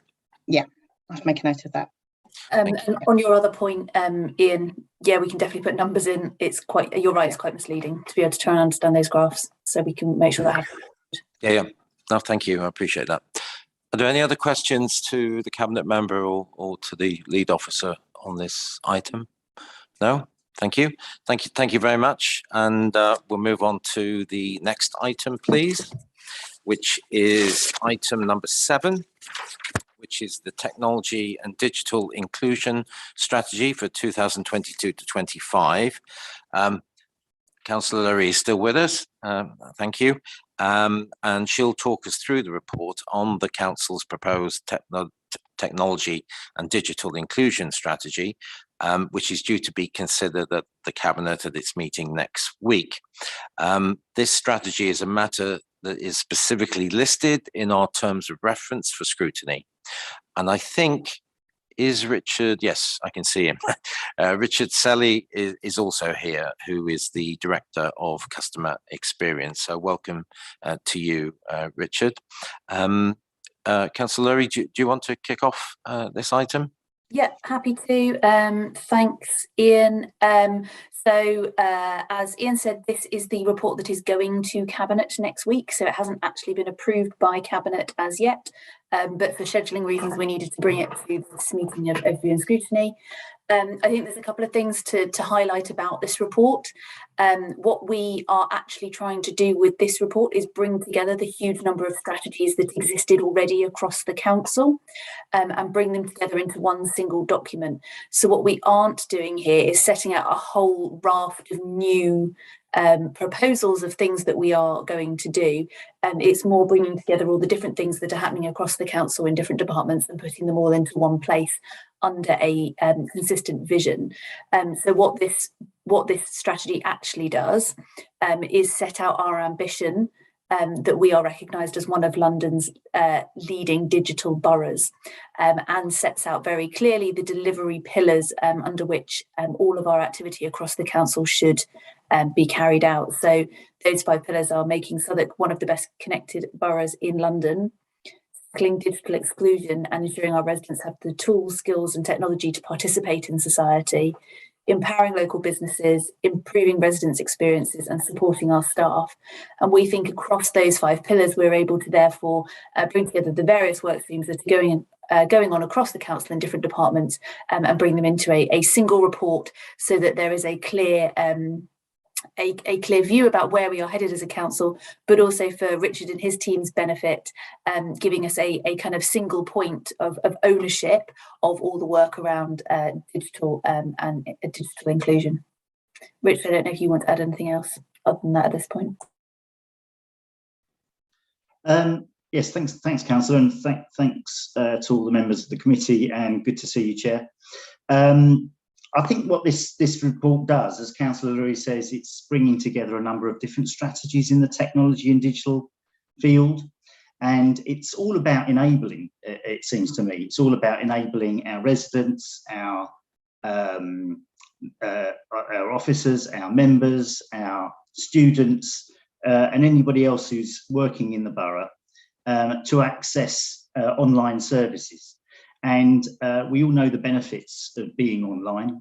There's been lots of studies and lots of reports out there that people are better off if they're online. They're mentally better engaged with friends and family, and they get a whole lot of other benefits, both financially and sort of socially, of being online. And I think our role is enabling that to happen and giving everybody the best opportunity they can to take advantage of the opportunities that the digital world provides. And I think it's worth just kind of mentioning that COVID, I think, as I always call COVID the great experiment, because it's provided a massive wake-up call in the way that we deliver services. The council's very proud of the services that my teams have been able to provide throughout the pandemic, and other teams right across the council. But as we just heard from Melanie, many people in our workforce have been working from home over the last year or so. Members have been working from home. This committee's only just started work, coming back face to face. And I don't think we could have done that 5 years ago. So it shows that we've transitioned massively from a position, from a low position of strength to a position where we're doing things far more digitally than we ever were before. And I think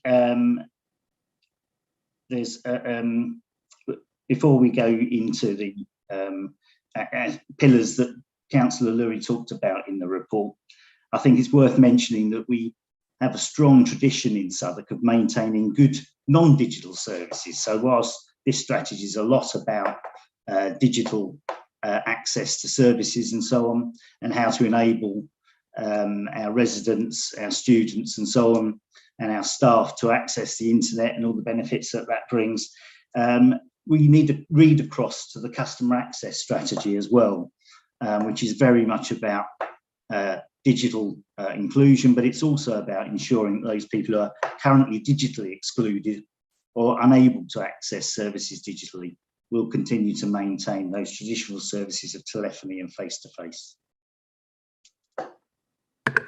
Okay, thank you very much. Thanks for that. I've got a number of members already lined up to ask you questions. The first is Councillor Ali. And as ever, my questions come in threes. First question is, so really welcome that all of these strategies have been brought into one place, because it's been absolute chaos and hell trying to keep up with all the different bits. Question one is, how are you measuring the success? So you've pulled this strategy together. There sounds like there's a few new bits in there. Have you got a KPI report that goes against this, or at least a descriptor of what good looks like against some of these things, is question one. Question two is, you talk a lot about signposting, about supporting the digitally excluded. My residents, absolutely, who are digitally excluded, have a nightmare trying to get in touch. In fact, they're blocked from the council. So, you know, where do they find the phone number? You know, you're talking about phone support and for those that are digitally excluded, but I just think it's rubbish. It's a nonsense. It's not working. So could I have an answer about that? And then the third part around supporting our staff. The whole strategy talks about the technology, but doesn't really talk about the service. And I know I'm coming to meet you, Richard, next week, but actually one of the complaints from numbers of users, including councillors, is that that service layer, it just seems to be missing. So I just wonder if we can have a response on those three, please.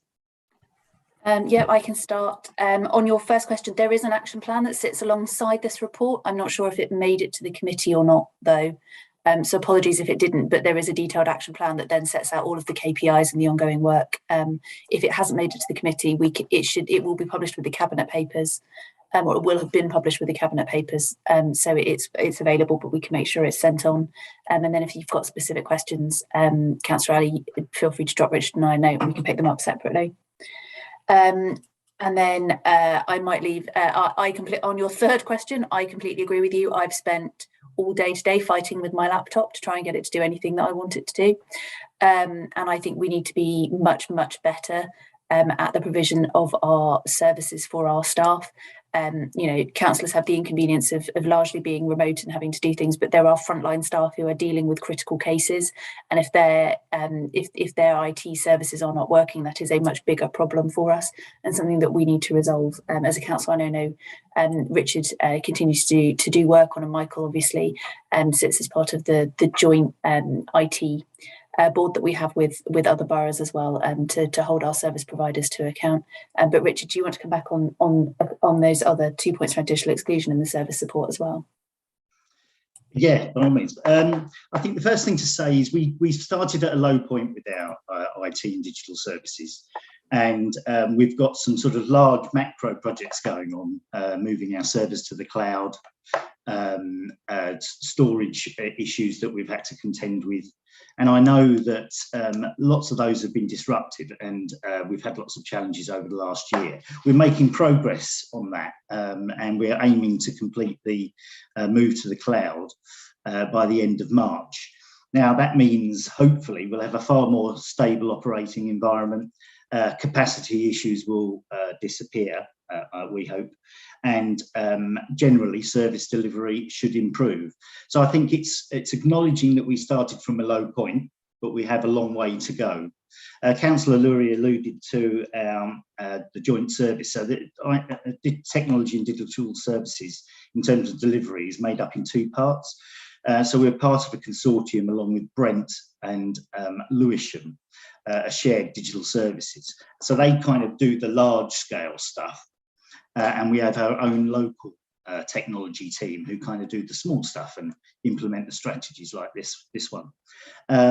So we are behind Brent and Lewisham in terms of our technology, our sort of base technology, as it were, but we're catching up fast.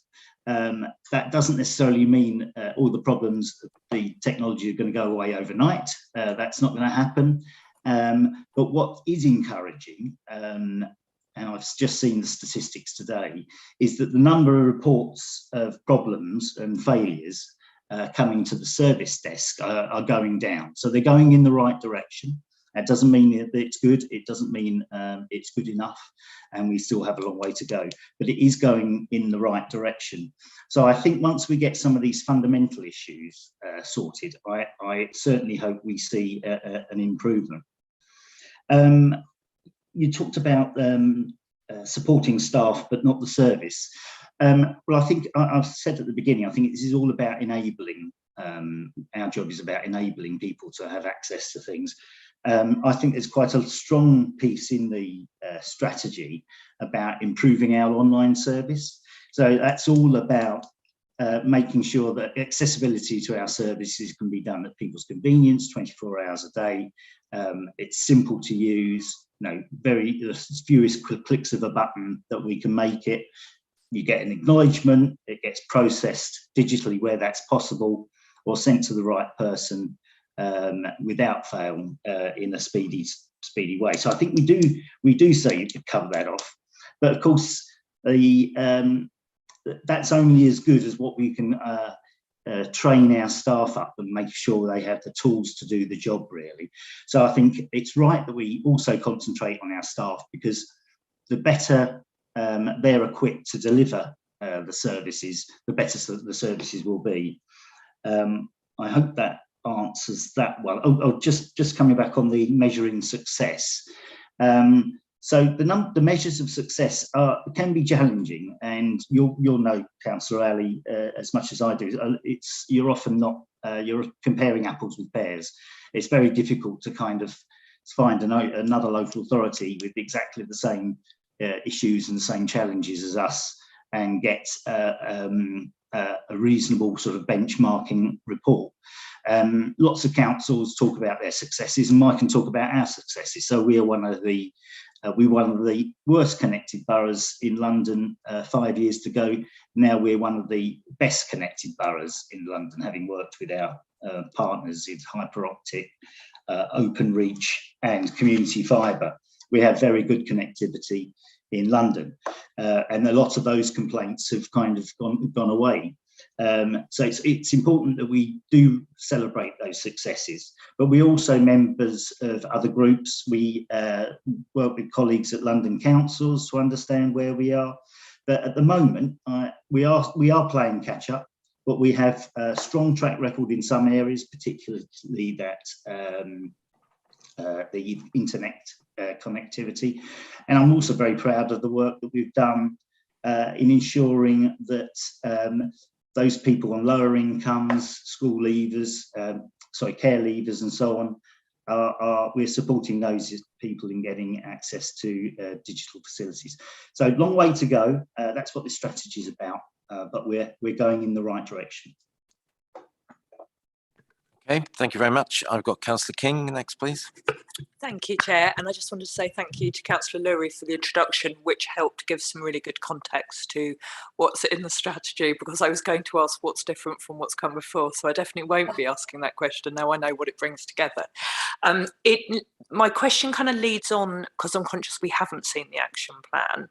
And I think one of the things that I think is definitely the case is we have seen amazing progress about how we've used technology and moving online as a local authority in the last couple of years due to the pandemic. But something that I increasingly pick up on a ward basis is a frustration from residents about their interface with the council online. And it's often on relatively low level things, which are reporting of broken street lights, bin collections, things where they go to the website and it seems relatively straightforward for them what they need to do, but then nothing happens. Or they then have to get in touch with their counsellor to bump it along as caseworking in a more traditional, in the way they would have previously done before they were going online to do it. So I was just wondering if there is anything either of you can say in terms of how the strategy is trying to improve the relationship residents have with this in terms of online services so that they have confidence in them. And I suppose what I'm asking for is a bit of understanding of what's in the action plan on this particular issue and what success will look like and how we will judge that going forward in the next few years. Yeah, of course. I'm just going to see if I can find a copy of it whilst we're doing this, but I'll have a look in a second.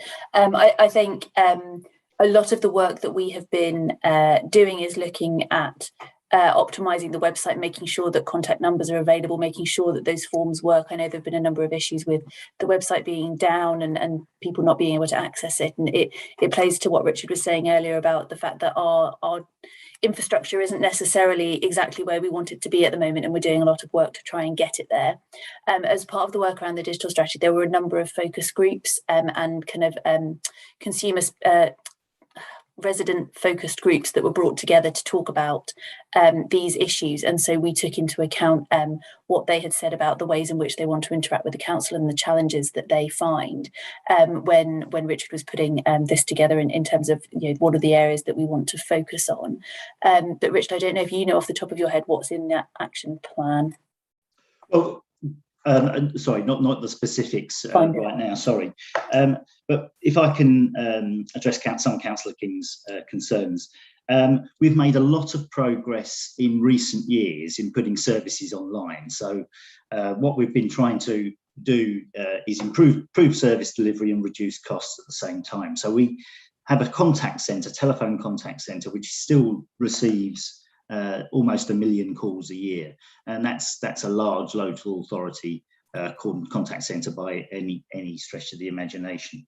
So we've been trying to put a lot of things online, and as you say, Councillor King, some of the straightforward things like waste build up, bin collection, pest control, those sorts of things, we've done very well in putting those services online. Now, so if you report those services online and say, for example, you've missed my bin this morning, can you come back and collect it? We can report that very well. It goes through our systems generally very well. What we can't promise you, however, is the service delivery at the end. So I think there is sometimes, you know, I'm kind of saying don't blame the messenger. So if the bin doesn't get collected that day or the following day, it doesn't necessarily mean that the transference of the information didn't happen. But that's something that we do work with colleagues in the back office on, because really the front end, the digital interaction with the council, you go on our website or you load up your My Southwark account and report a problem. It's only as good as the service resolution at the back end, if you see what I mean. And that's not always part of the digital offer, but that's something we need to work with our colleagues on. There is still a disconnect between some of the more traditional trades, for example, and the sort of modern front end. And that is something we do need to work on.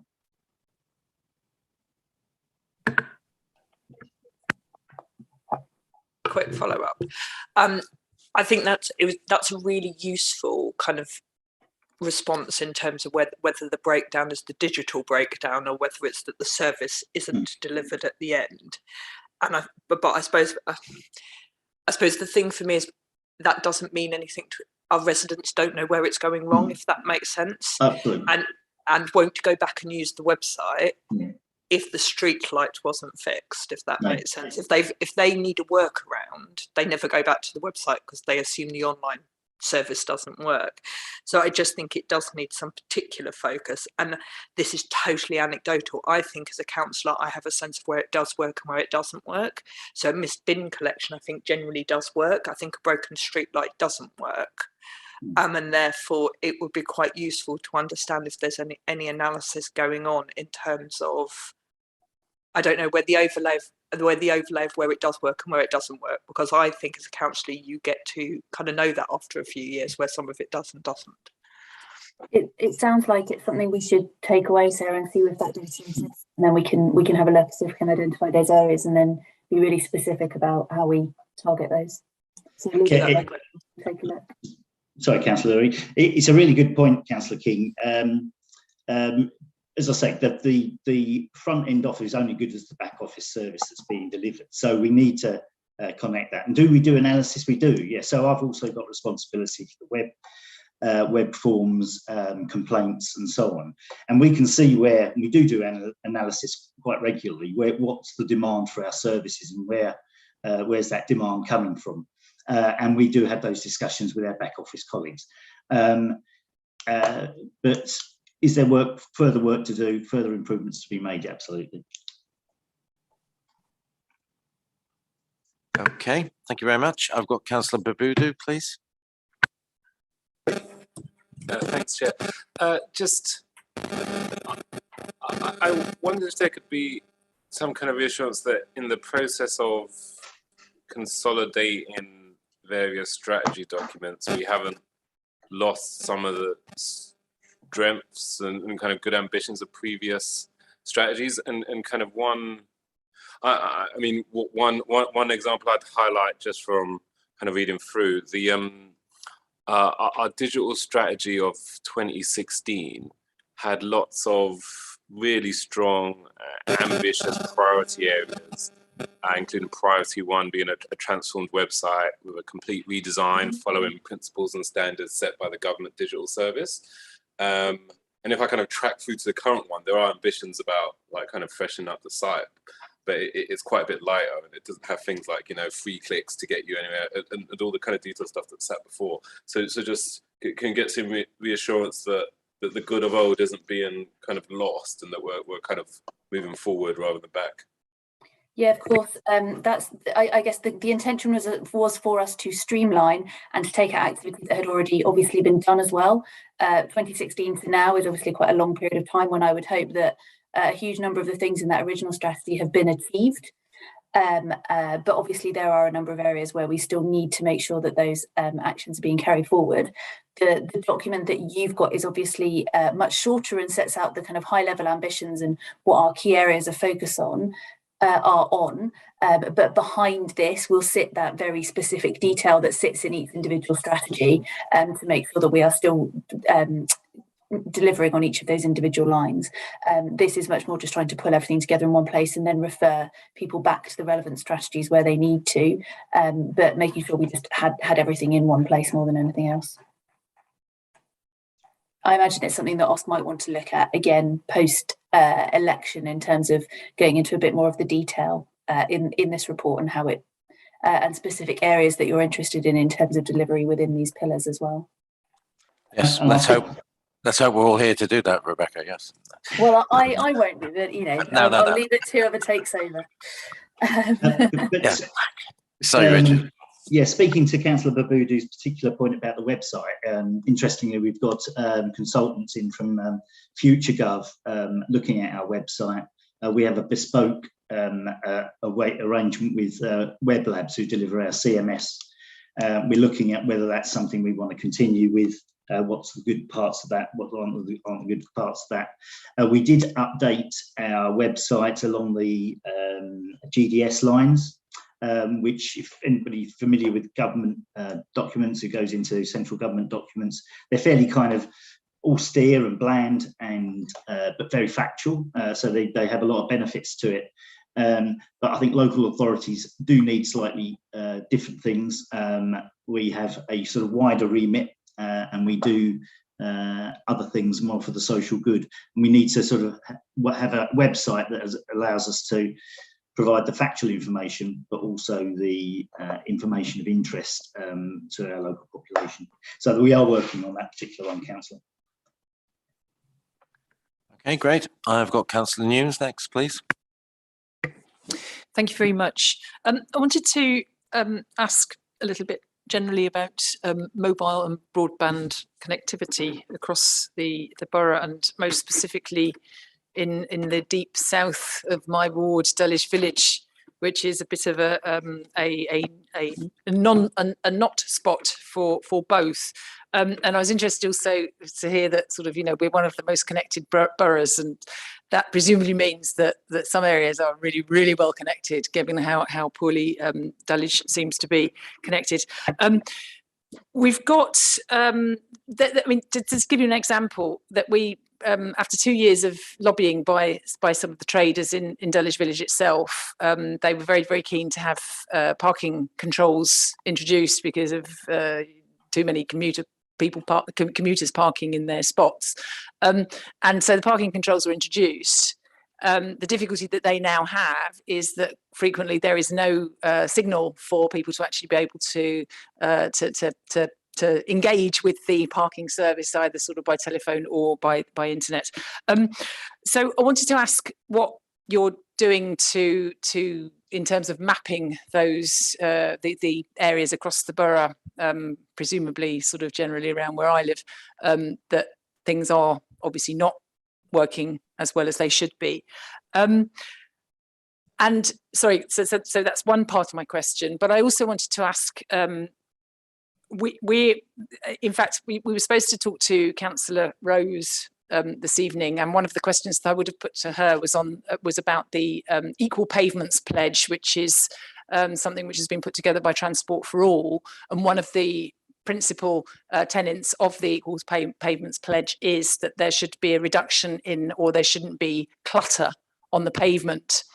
And one thing again, which sort of we've experienced in Dulwich Village Ward, is that there seem to be lots of mobile network operators who are very keen to sort of put 5G masts in all sorts of places, but generally on pavements, along with the accompanying cabinets and this sort of thing.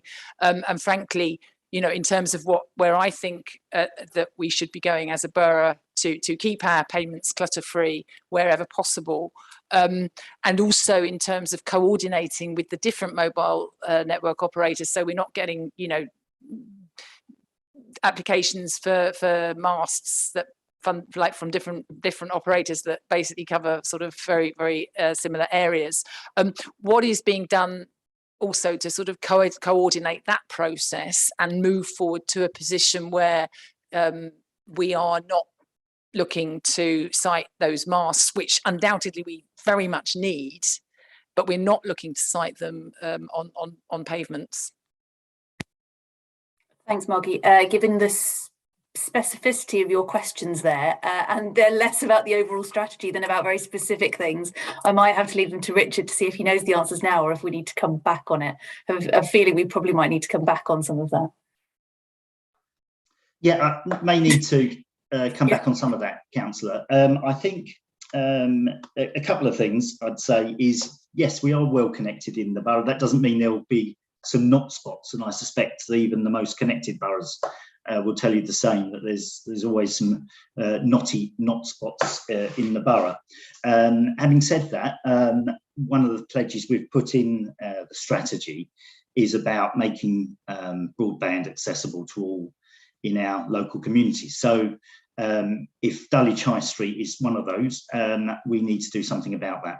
And I was speaking to the Chief Exec of Openreach just recently, and you may have observed there's a couple in Tooley Street where Openreach have put these, they're like panels, and you can plug your phone in, but they're also a Wi-Fi sort of hotspot.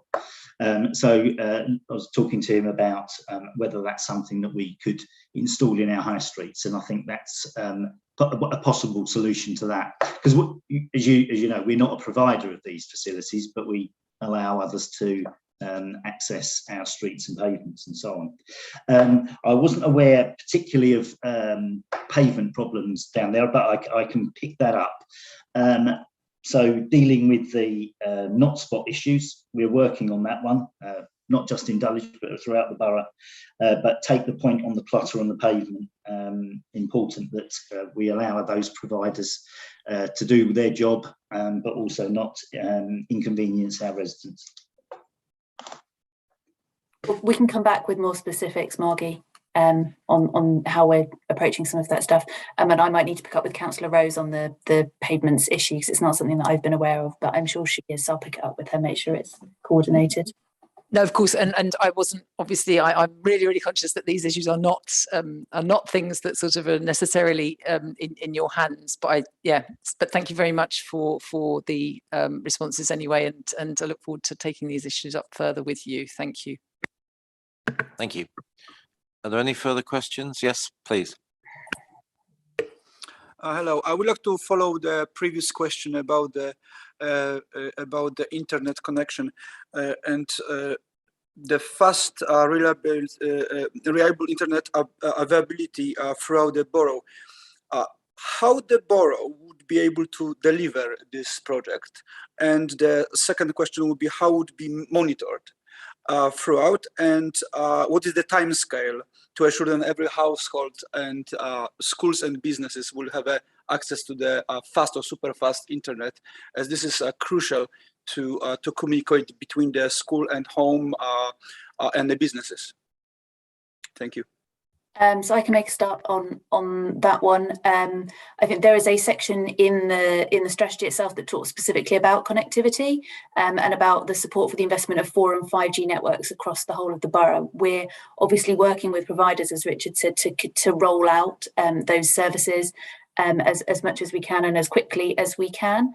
And we're also doing a lot of work to make sure that our community halls are able to support gigabit fast Wi-Fi as well, so that people are able to access Wi-Fi services not just within their homes, but also within other points across the borough.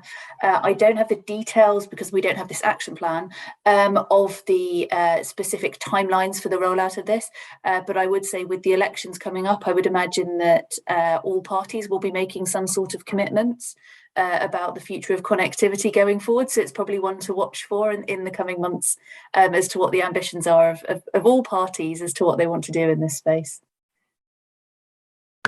Very good answer. Excellent. Yeah, absolutely. Okay, well, I think we're exhausted in more ways than one, this item. So thank you very much, Rebecca, for staying the distance, and thank you, Richard, as well. And no doubt we'll see you very soon, Rebecca, at the end of the month. So thanks again, and good night to you. Okay, so we've got just the work program to note, if that's okay. We'll come back with, once we know when Councillor Rose is well, and hopefully we'll get her scheduled in together with Councillor Burgess. Okay, so that's the end of the agenda. Thank you once again for coming this evening, and wish you a safe trip home. Thank you very much.